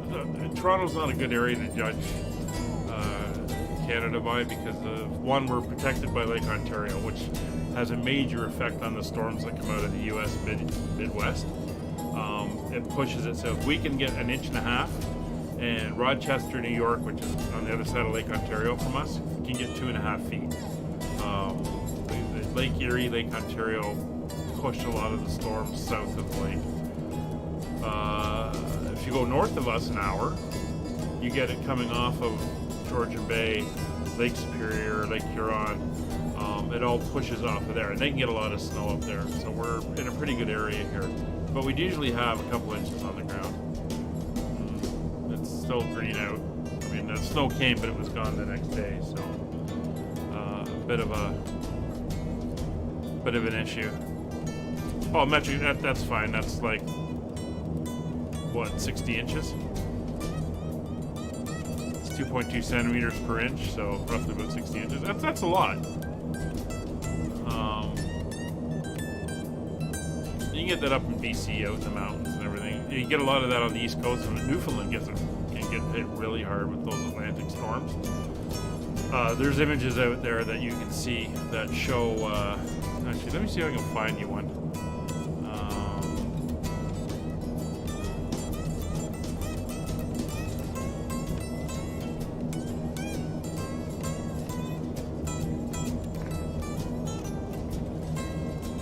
There's images out there that are just crazy.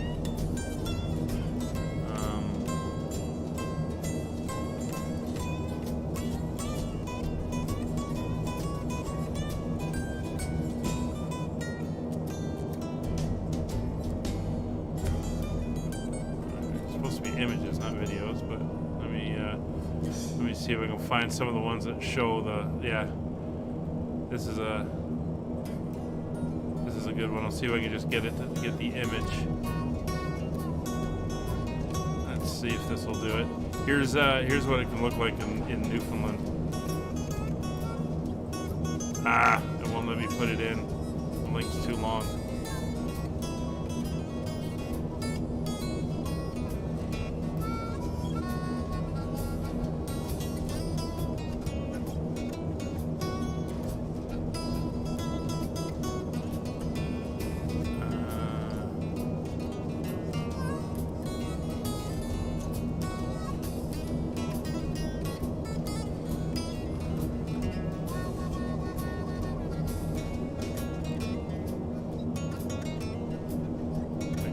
I can.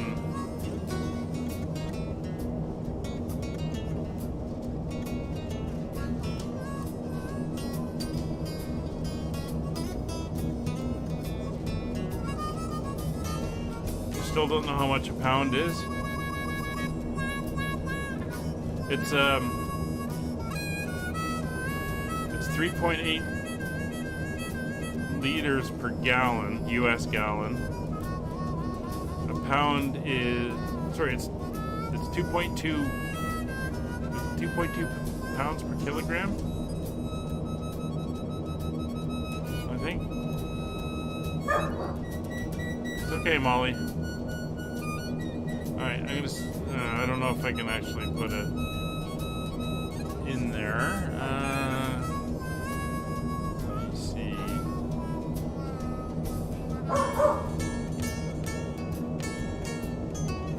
Ollie.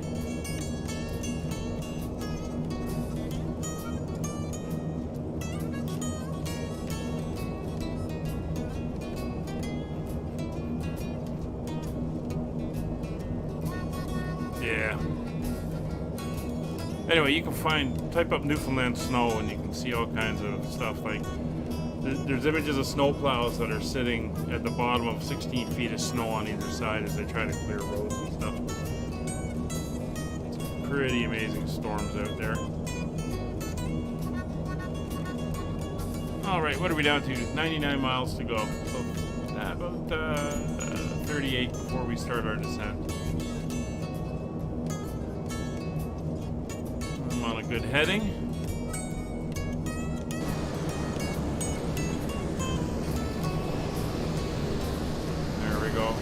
Definitely leaving that cloud bank behind. Yeah, I used to know that because we had to do the calculations for the aircraft, right? So when we were flying, we bought gas in liters. The aircraft, because they're all American, they're set up in U.S. gallons for all the gauges. And when we do our weight and balance, it has to be done in pounds. So it's 6 pound aviation fuel avgas, 100 low. That is it's 6 pounds per gallon. So if you put in 10 gallons, that's 60 pounds of weight. And of course, but then when you go to the pumps in Canada, they're all in liters. So you have to convert how much weight can you add before you go overweight in the aircraft, given your passengers and your cargo baggage. So say you say I can put in 100 pounds of fuel, so then you got to work that out. Well, how many gallons is that? Okay, so it's 6 pounds per gallon, and then you get, say, whatever it would work out to. See, now I'm gonna have to work it out so I don't look like a complete doofus. So you can put in 100 pounds of fuel, so that's 16.6 gallons, and then you got to take that and say, okay, well, if I multiply that by, it's 3.8 liters per gallon. Then you tell the guy, okay, I need 63 liters of fuel, and God, this is the reason, if you guys remember, the Gimli glider back in the early days, when we were converting here from Imperial over to metric, they asked for fuel in pounds, so they wanted 10,000 pounds of fuel. The ground crew no, it's the other way around. They wanted in kilograms. So they said, oh, we need 10,000 kilograms. So they asked the ground crew, yeah, put in 10,000. The ground crew was working in pounds still. They put in 10,000 pounds. So they were getting like a quarter of the fuel that they needed. And for some reason, they never caught it on their checks before they had it out. So then the aircraft ran out of fuel over Manitoba. And it just so happens the pilot, I think it was one of the early A320s. The pilot used to be in the Air Cadet program and used to fly gliders out of a small airfield called Gimli, and they were right over top of it. And he knew the airfield because he'd flown gliders out of there for a few years. So they brought the aircraft down. The airport had been closed, and they'd set up a go-kart track on the runways. So there was actually people out there in go-karts whipping around when all of a sudden they noticed this A320 geared down coming in for a landing with no engines going. So everyone bailed off the runway and they got it down. And was it a 7.6? Yeah, I can't remember. But that's what led to that one. It was the confusion before. As we were in the middle of switching over. Yeah, Air Canada Flight 143. Montreal to Edmonton that ran out of fuel. at 41,000 feet. It was a 767 that they glided in.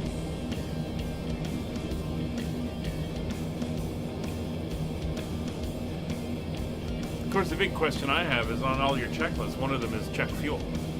You know, fuel quantity confirmed. So when you look and you go, that's not what we asked for. You'd think they would have found it at that point.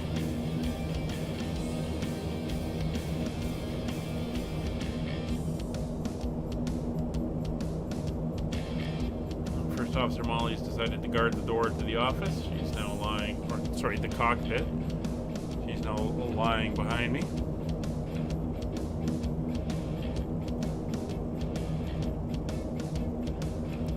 Right, so we are inbound. Everything is looking good.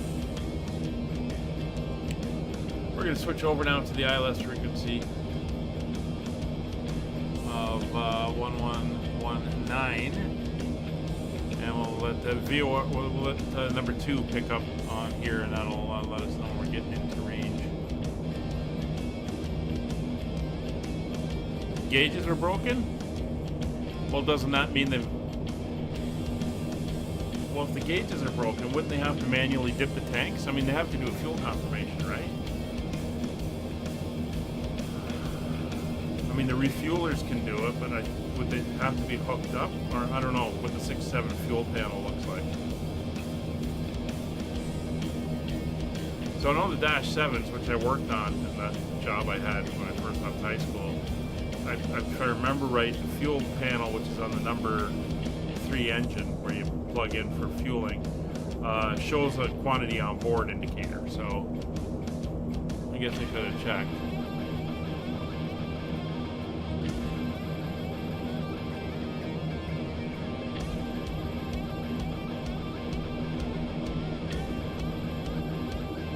So the incident was caused by a series of issues, starting with a failed fuel quantity indicator sensor.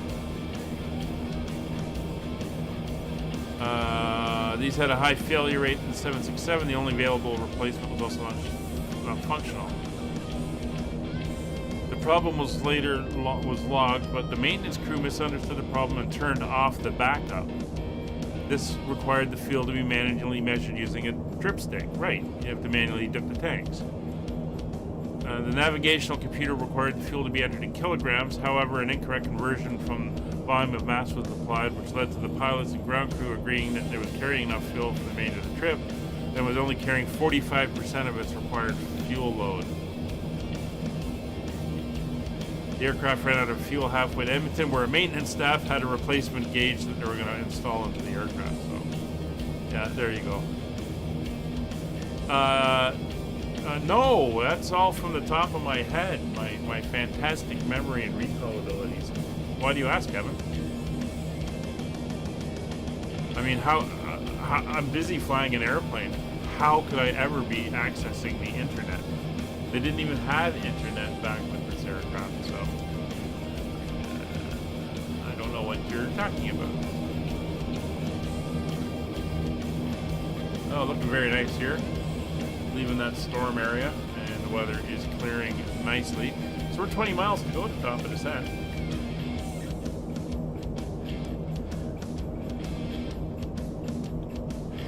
So let's get in here and do our descent profile. So we're going to be descending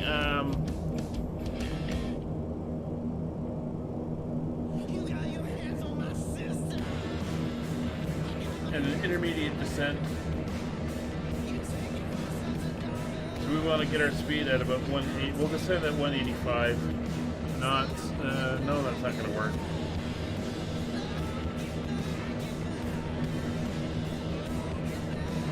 Why did it say 215 indicated? There's no way you can get that. I mean, I'm only showing 270. I got barber pulled at that point. How can I be doing 250? Descent power.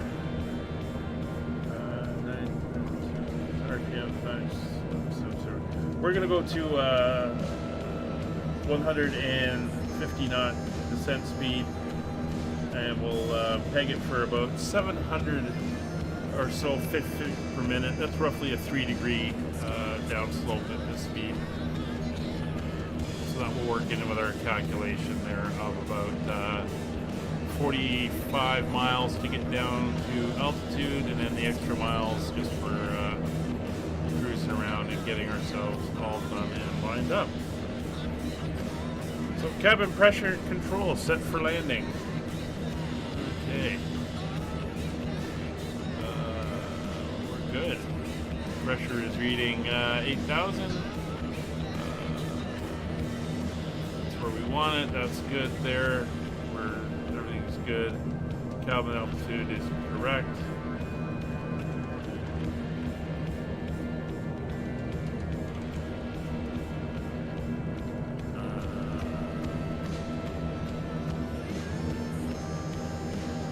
I don't think some of these buttons are actually working.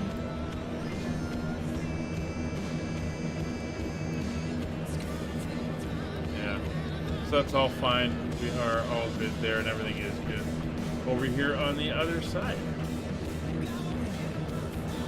Fuel quantities are fine. Fuel transfer is off. We're not shifting fuel around, although we probably could take a little out of one and put it into the others, but we'll just leave it as it is. That is good there. So we'll get the current METAR down there for Pierre. Alright, winds are still favoring runway 31.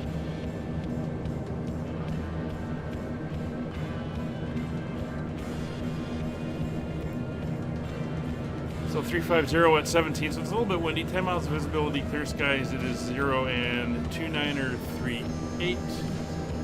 Do our adjustment there, 2938 is set. And lights and everything after that. What we don't have is a call button for the back.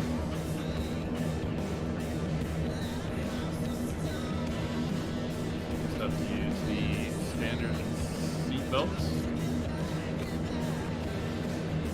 71 miles to go, 11 miles to top of descent.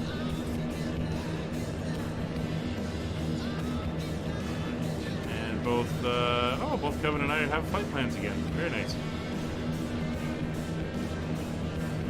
So again, we're going to peg that 150. I'll bring the power back until we're descending at about 700 feet per minute, and that will be our descent rate. Take us down. Minimums are set 200 feet. Frequency is tuned in 119.1, and 313 is the course. We're on nav 1 here to pick up the ILS. We're going to set actually over to nav 2.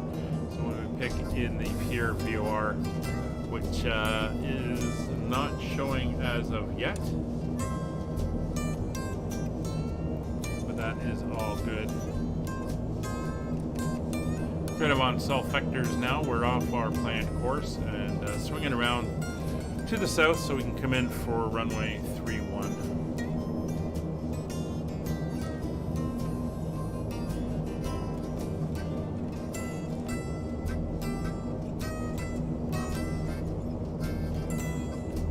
Alright, so we're going to come in here. We're going to set altitude mode, altitude hold.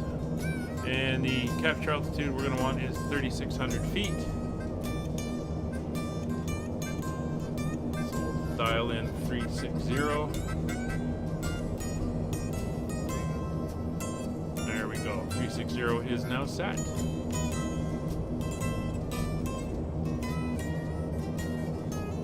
can see the angle will be coming in on our center line.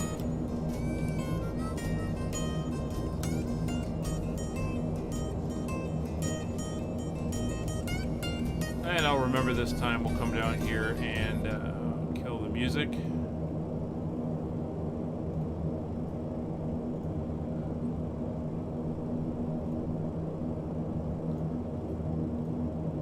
There we go.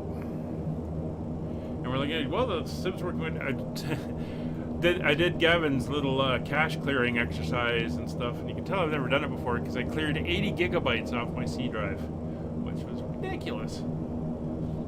I think that was part of what was causing these crashes, is the system tried to reset everything, and but we finally got it working last night. Big thanks to Kevin for hanging around and helping me with that. And it seems to be going fine for today's flight. Everything is looking good.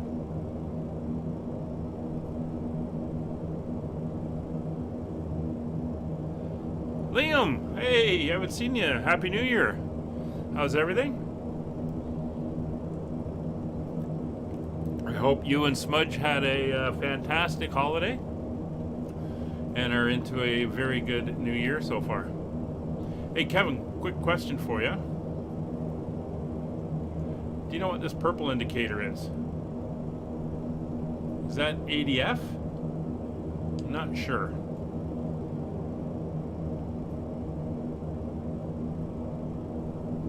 Doing very good, thank you. Very good indeed.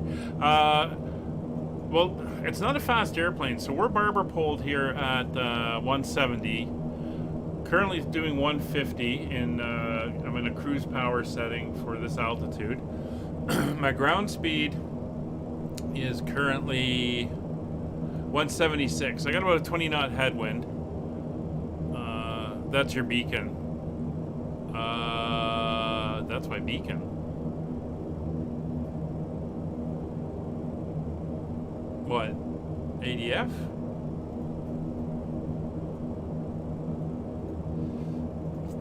So she's not a fast airplane at all. It's basically a big bus. If you look at a 172 or something like that as a small car, this is like a bus. Carry a lot of people. It doesn't go much faster. We go higher though. We're at 16,000 feet.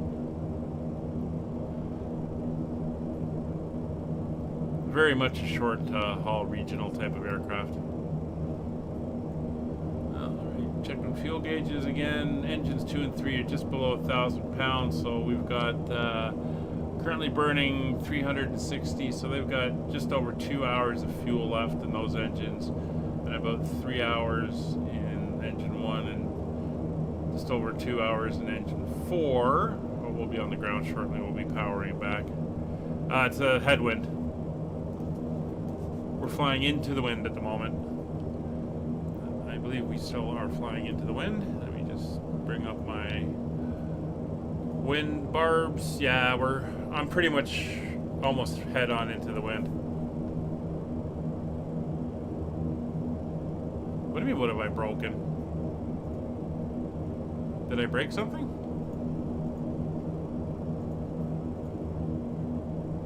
You're no faster than I am, Kevin. I know, because I'm looking at that. Alright, we're at 60 miles out. We're going to begin our descent. So we're set. We're going to indicated airspeed is currently on. And heading is on. So we're going to come back now on the power. We should start heading down.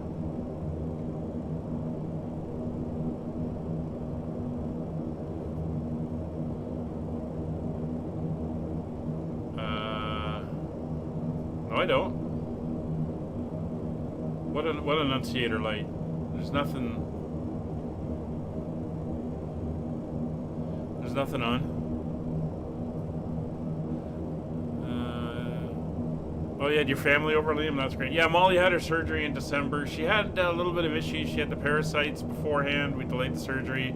She's had her surgery. She got sick again afterwards, but she's been good for a couple weeks now. And yesterday was her first big snowfall. And, oh, she was out playing in the snow. Up above. What?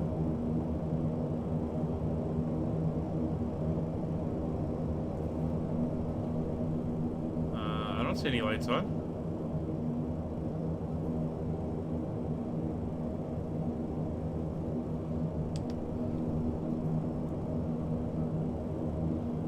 She's okay though.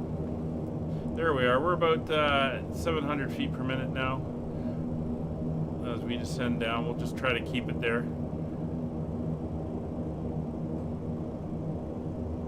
Like the arm was on just because of where the throttle position was, but it's the only one I remember seeing.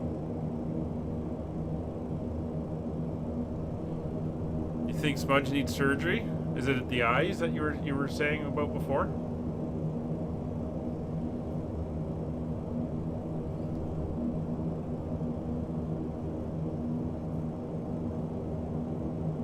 We're actually gonna bring the speed down to 1,000 feet per minute.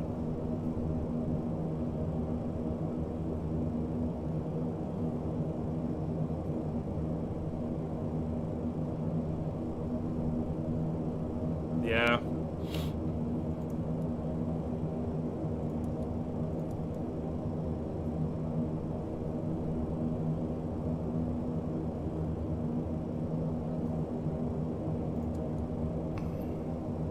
Cataracts? Yeah, you said, how old did you say Smudge was? Was he in his teens?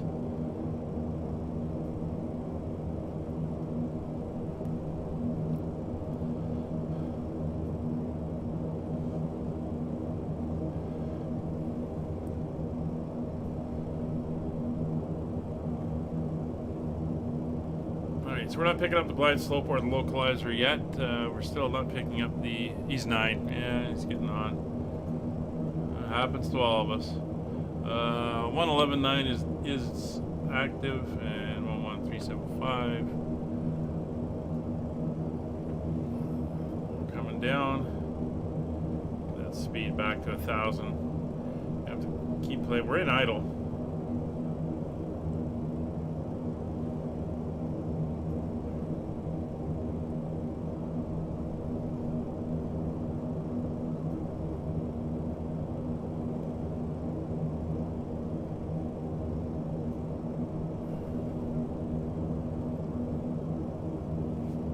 Zola has been to the... Who's Zola?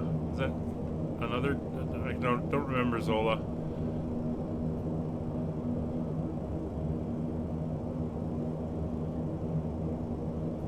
That may just be me, though.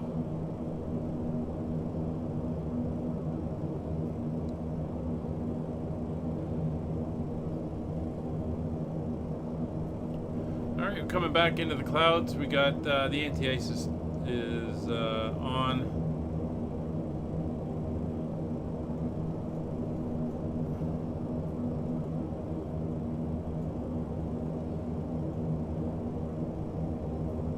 This is the thing about this thing, is trying to get her down.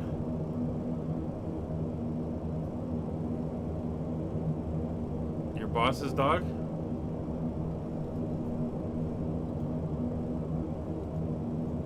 Yeah, Molly loves going to the vets. I mean, she loves going in, meeting other dogs, other people, meeting the staff there. She gets treats when we go in. We pop in occasionally just to go say hi. But she knows once we go into an exam room, oh, it's not fun. She does not like that.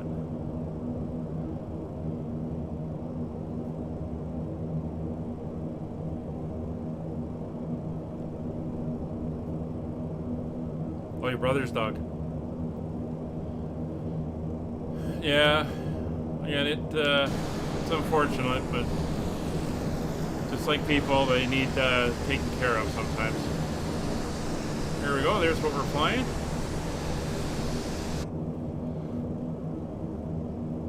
There's 12,000, or 13,000 feet.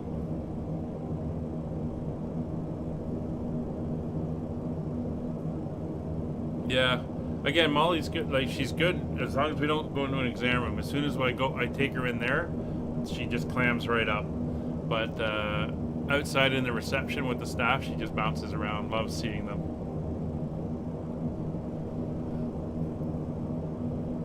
All right, there's 900 feet per minute. Let's get the seatbelts back on.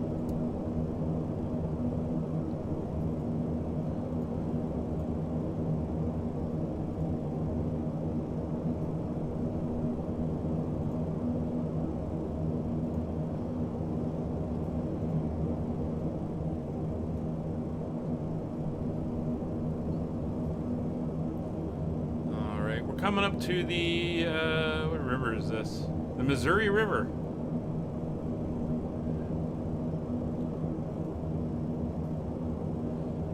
Looks like we'll be crossing over the Missouri. Yes, copy 127, copy you approximately 80 miles northwest of the initial view. We're currently leaving Square Title 1, correction 16,000, square down 3,000, inbound the ILS Met 31, VLP VOR. Zola's on a fish diet because she's suspected out. Yeah, Molly's picky. She's not a big fan of vegetables and stuff like that, but she loves her meats and chicken and beef and turkey and bison. Loves that stuff. Alright, so we're just about to cross over the river. I don't know who's going to get there first.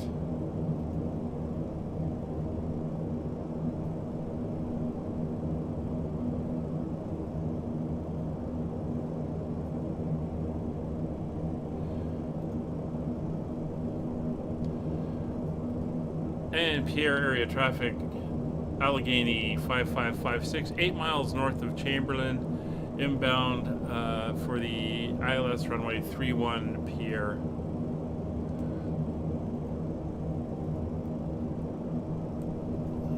Alright, so we're still descending down. Power's all the way back.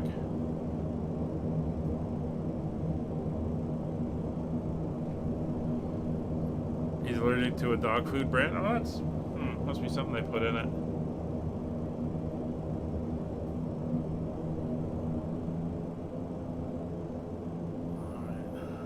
Push the engines all the way forward, see if we can get a little bit more of a prop effect to help with the descent. There we go. Should get us up to 1,000.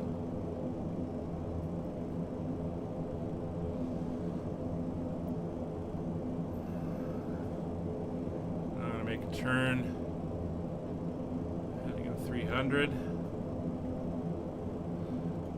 Through 1,000 feet we per have minute. begun our final descent into South Dakota. Flight attendants will be rather steep there. select any trash one final time. Please ensure tray tables are stowed and seats are in the full upright position. Please also store any carry-on items either in the seat back pocket or under the seat in front of you. Yeah, that was rather abrupt.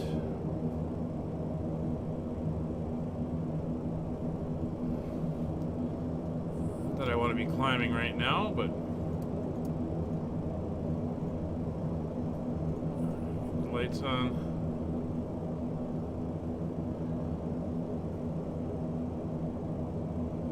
She did not like those massive movements on the controls. Let's let her get herself stable again.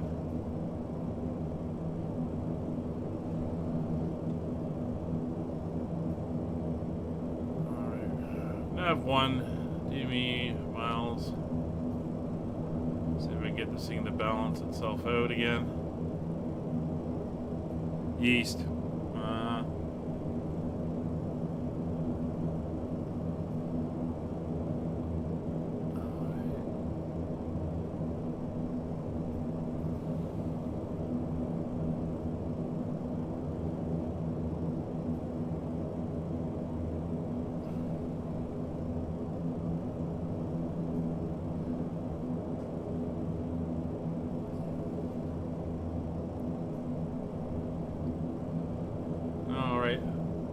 Kevin, I don't know where you are, but I got the feeling you're going to end up a little bit ahead of me.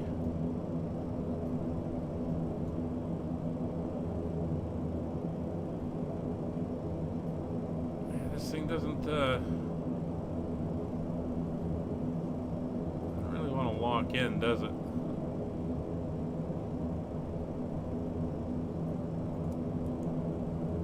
Alright, see if we can lock it in at 1,000 feet per minute. Watch the speed.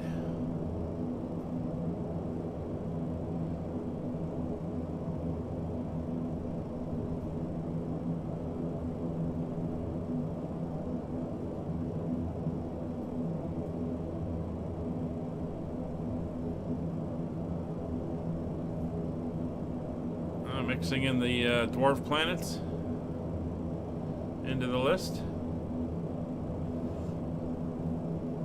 Traffic, recommend descent, establishment on the Union 283 inbound to the PLV, we're 24.3 miles to... What arrival? I had no arrivals for this airport.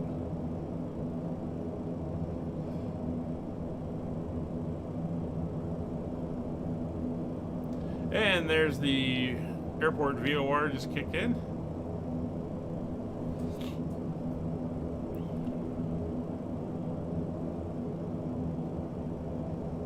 We're not 54 miles away.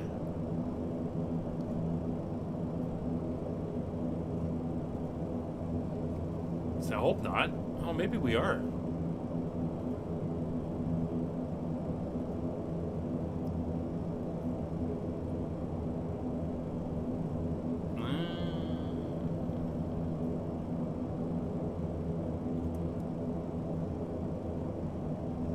I'm going to decrease my descent rate slightly to about there.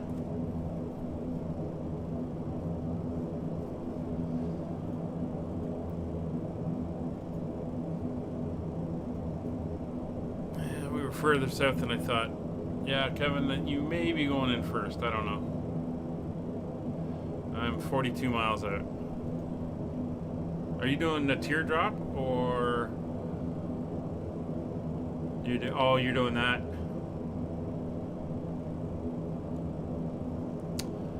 You're heading to the VOR and then cutting down. Okay. This could be interesting.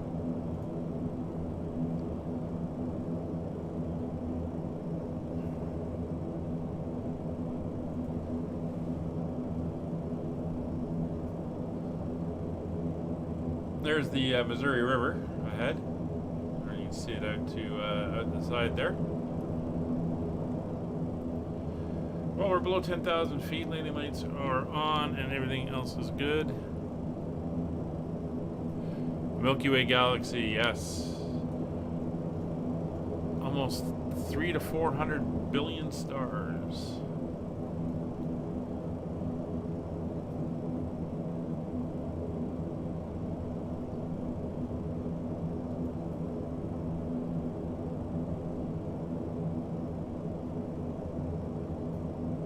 Right traffic sort of thing. Okay, so I should be able to squeak in ahead of you then. Yeah, I'm looking good. 40 miles to go. I'm going to reduce that descent a little bit more.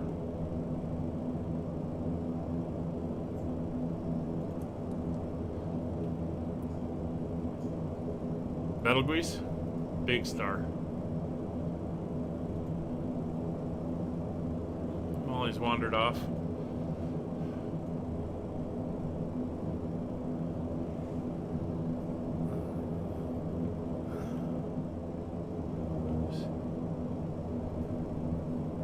Let's pull you back to 107s again.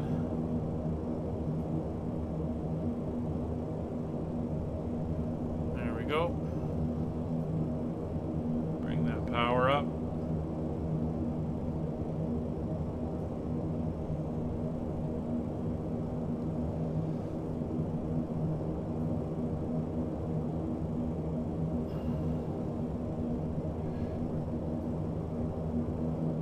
Got to start relearning all the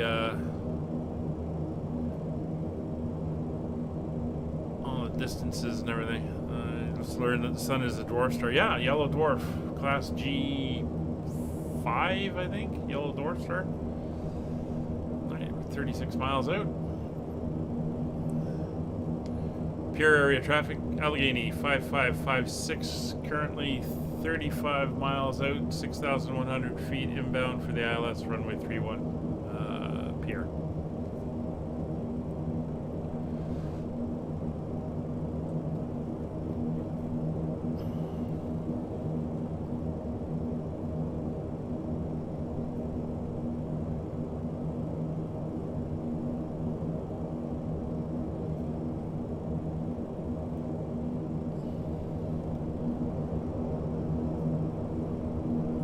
Very wintry terrain down there, all browns and very dark greens, dull.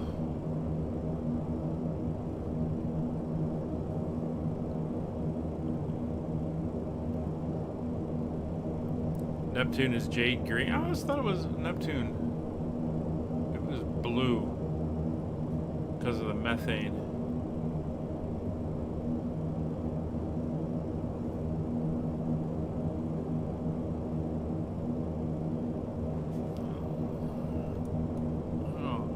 altitude select.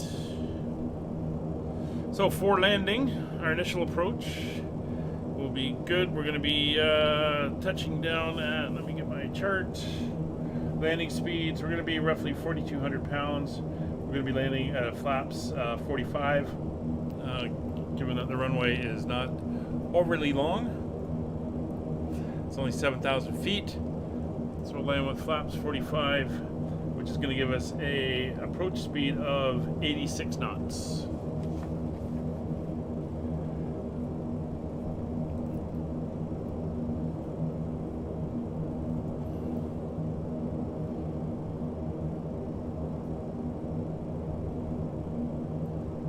Yeah, there was Neptune was the dark blue, and then Uranus was the light blue.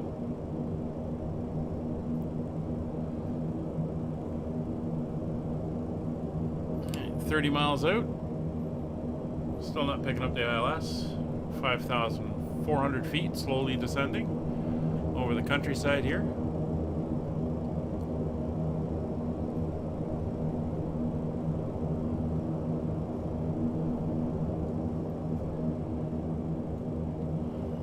Waiting for that yellow arrow to swing, and that'll give us our ILS. And we've got the two flags here. We can wait for them as well.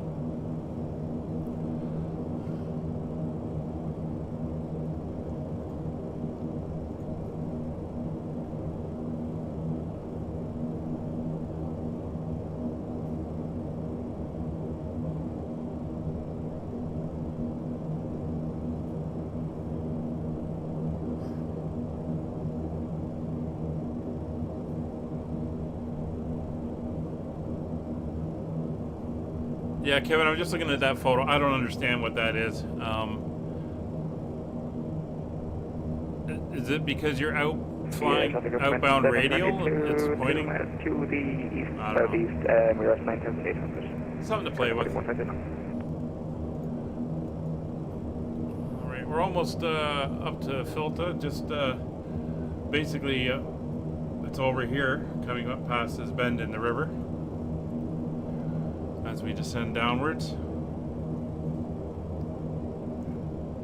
we'll make the 25-mile call.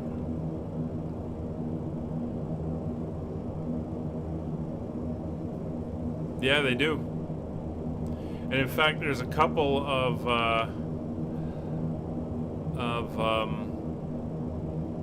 so why is that? Is it only VOR1 it points to? There's a couple of dwarf planets or large asteroids out there that have moons around them. Tiny little asteroids orbiting bigger asteroids in the asteroid belt. Which is pretty cool.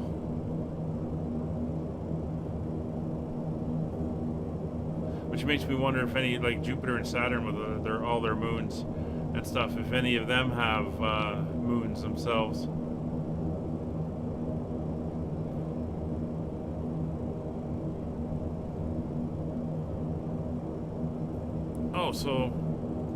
Oh, so it is. I see there.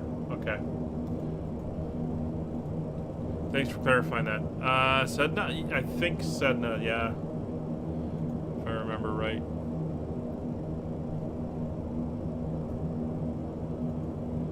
Alright, we are 20 miles out.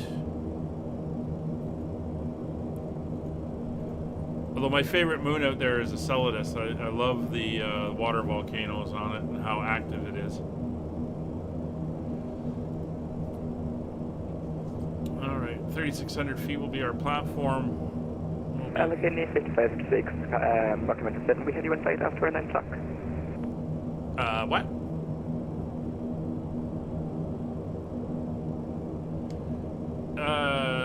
Sorry, can you repeat that? Yep, Allegheny 5566, Lucky Mountain 7. We have you in sight after 9 o'clock. Oh, really?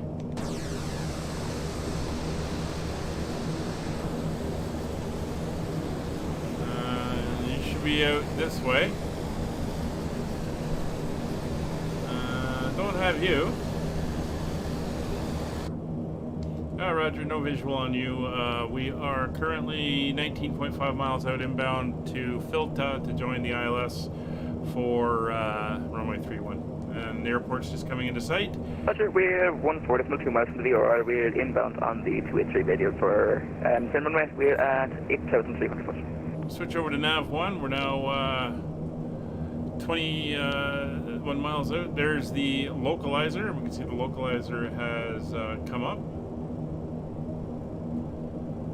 So we're going to make a turn and align ourselves up a little bit more.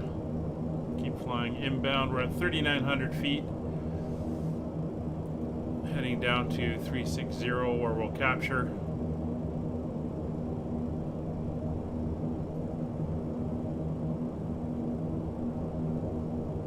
Yeah, I think the central point of orbit is outside of Pluto, so they're kind of orbiting each other technically, which is pretty cool.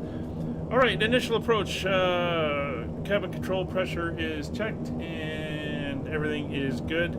Engine bleeds are on low. Auxiliary fuel pumps are now on. Passenger seats are on. We'll give them a ding in the back just to let them know we're coming in for landing. Taxi light is on. Landing lights are on. Altimeters are set and confirmed. DG is set for drift. Engine intake deflectors are retracted.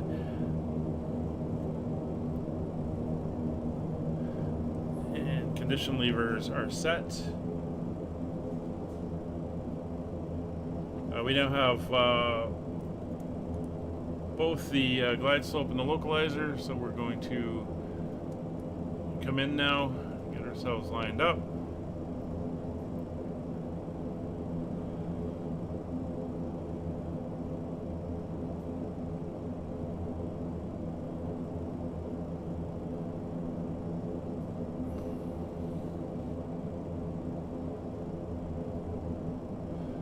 Maintain at 150 knots as we come in to intercept the localizer.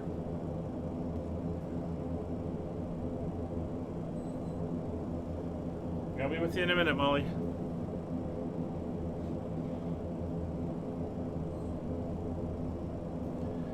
RPMs are fully forward. Speed's 150.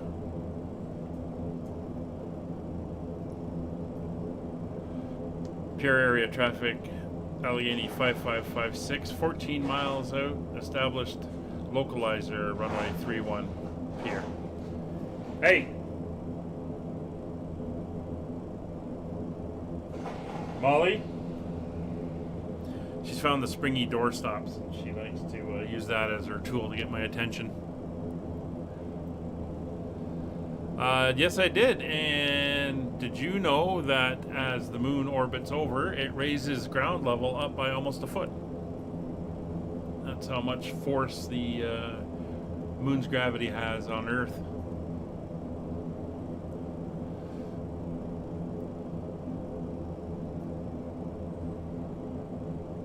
All right, watching for the glide slope.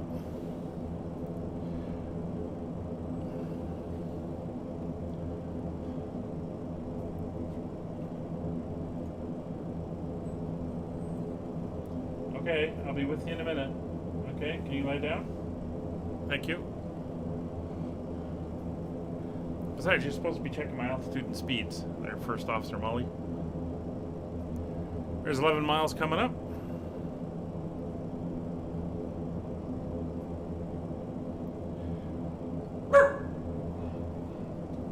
Oh, sure, it's somebody outside. There's the airport ahead. I can see the runway. Again, it's going to be a right-hand or left-hand departure off the runway.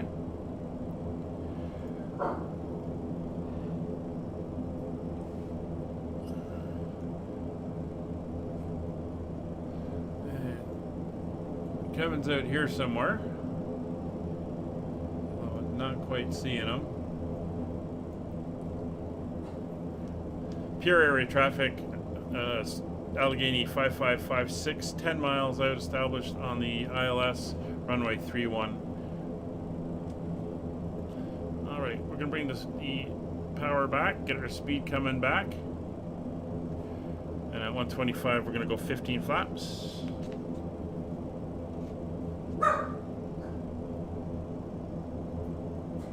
Glide slope's alive.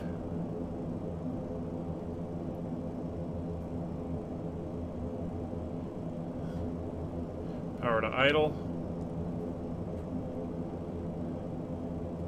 And first notch of flaps.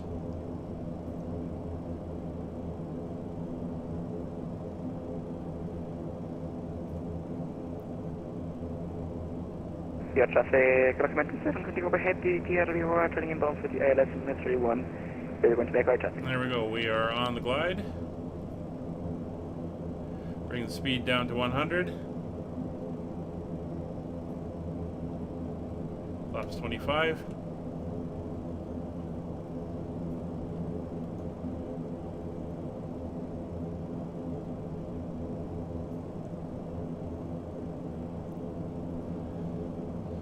Again, we get a landing approach speed of 186, so we're going to bring it into 190 until we're almost down. Then we'll bring it down to 186 and hopefully get her over the runway at about 182, 181.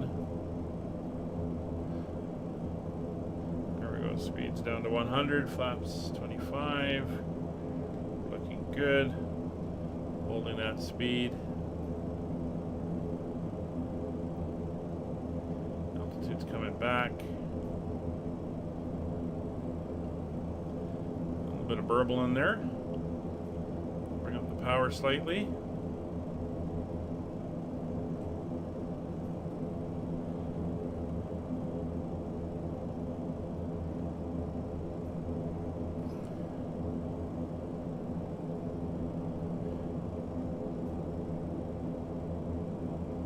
I'm starting to wallow.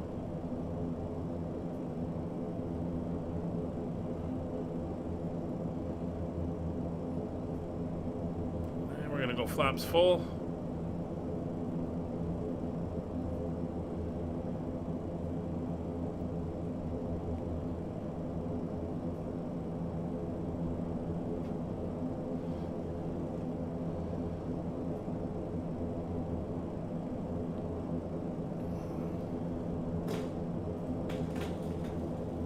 Okay, I hear you.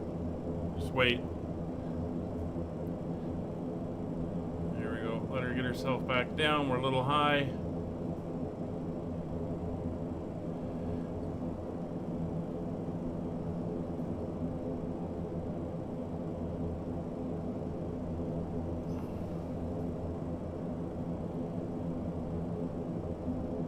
Speed back.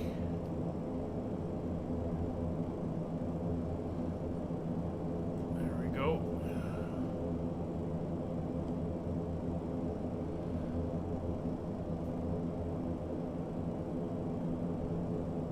Back on the glide slope, looking good. Gear down.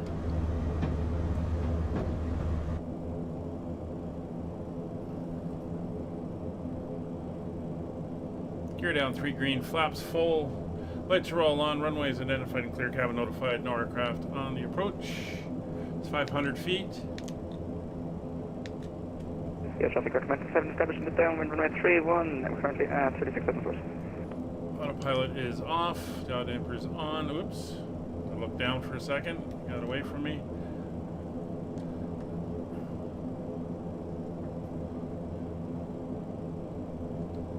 There's minimums. We're landing.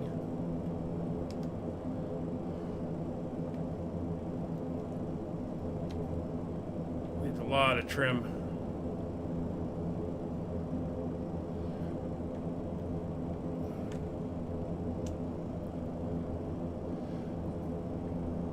Crosswind a little bit fast. It's down.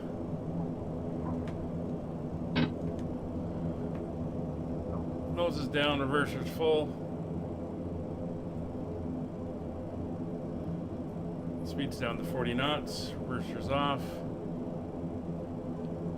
We're going to taxi up to Alpha 3. Correction, Pierre, traffic recommended 7, turning 5. South Dakota. The local time is 4:19 p.m. and it's currently about 28 degrees. Alright, well that was interesting. Again, it's been a while since I've flown this one. Please remain until the aircraft has come to a complete stop and the seatbelt sign is turned off. Remember to use caution when opening the overhead bins, as items may have shifted during the flight. We thank you for flying with us, and we hope to see you again soon. And we're just going to be parking over here on this apron area.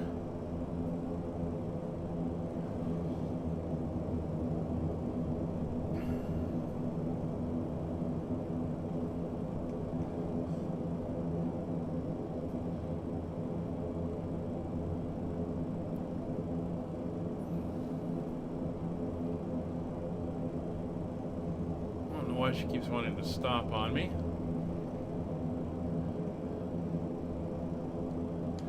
Pierre area traffic, Allegheny 5556, clear runway 31 at Alpha 3, taxiing to the apron right off Alpha 3. Alright, so there we are. So control lock engaged. Condition levers 2 and 3. We're going to bring them down to feather.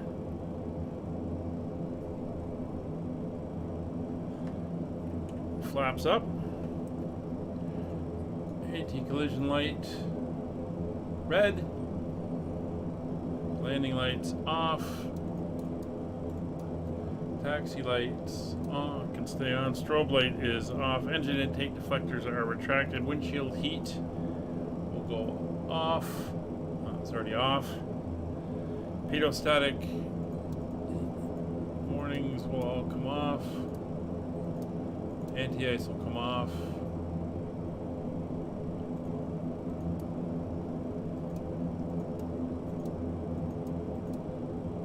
It's only 2 positions there. Odd. That's off. Spoiler flight switch will go to taxi. Yaw damper. I hear you, Molly. I'll be there in a minute. Off. Weather radar. Transponder can go to standby, or off in this case. And we are good to taxi. We're going to bring the engines 1 and 2 down to low.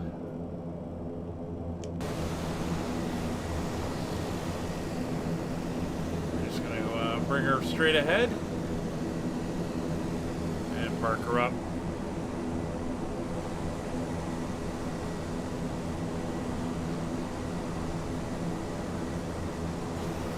There's Kevin coming in.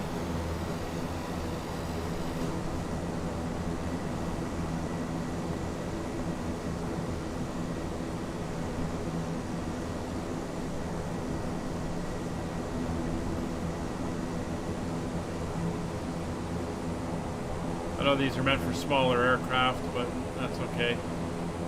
We're going to park here. I'm going to ignore the ground crew over there by the building, because we're going to park in the sunshine.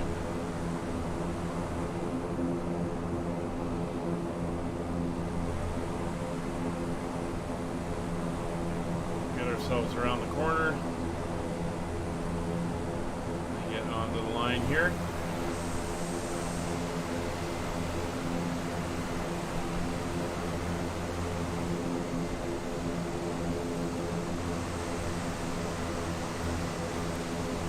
Very sensitive on the controls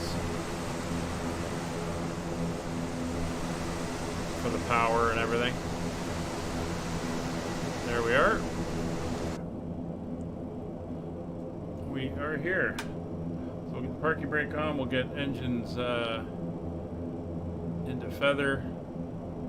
Let them wind down and settle. So the emergency brake is set to park. Taxi light is now off. Power levers are back. Condition levers are in feather. Weather radar is off. DME will go off. And we can start shutting down the engines.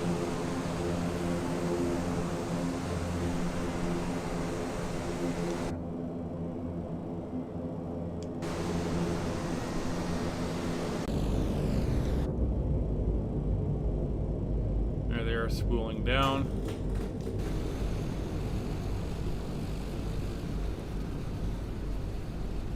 Takes them a while. Alright, up top we go. Engine bleeds are off.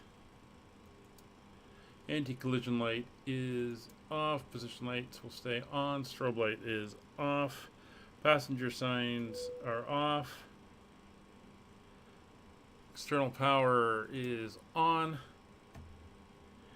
AC gens are off. Left and right battery are now off.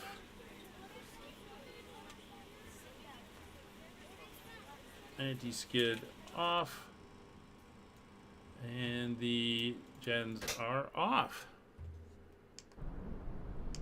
All right, that is us down. We can get the door open. And there we are. And there's Kevin coming in there. So thanks for coming along. Thanks for watching. Hope you enjoyed the flight. And we will see you all on the next one. We're back tomorrow. Sorry, not tomorrow. That's Thursday. We're back Friday, 1930 Zulu. Back in Japan, flying the ATR 72-600. Kevin, thanks for flying along. Guys, good to see you. And we will see you all on the next one. Bye for now.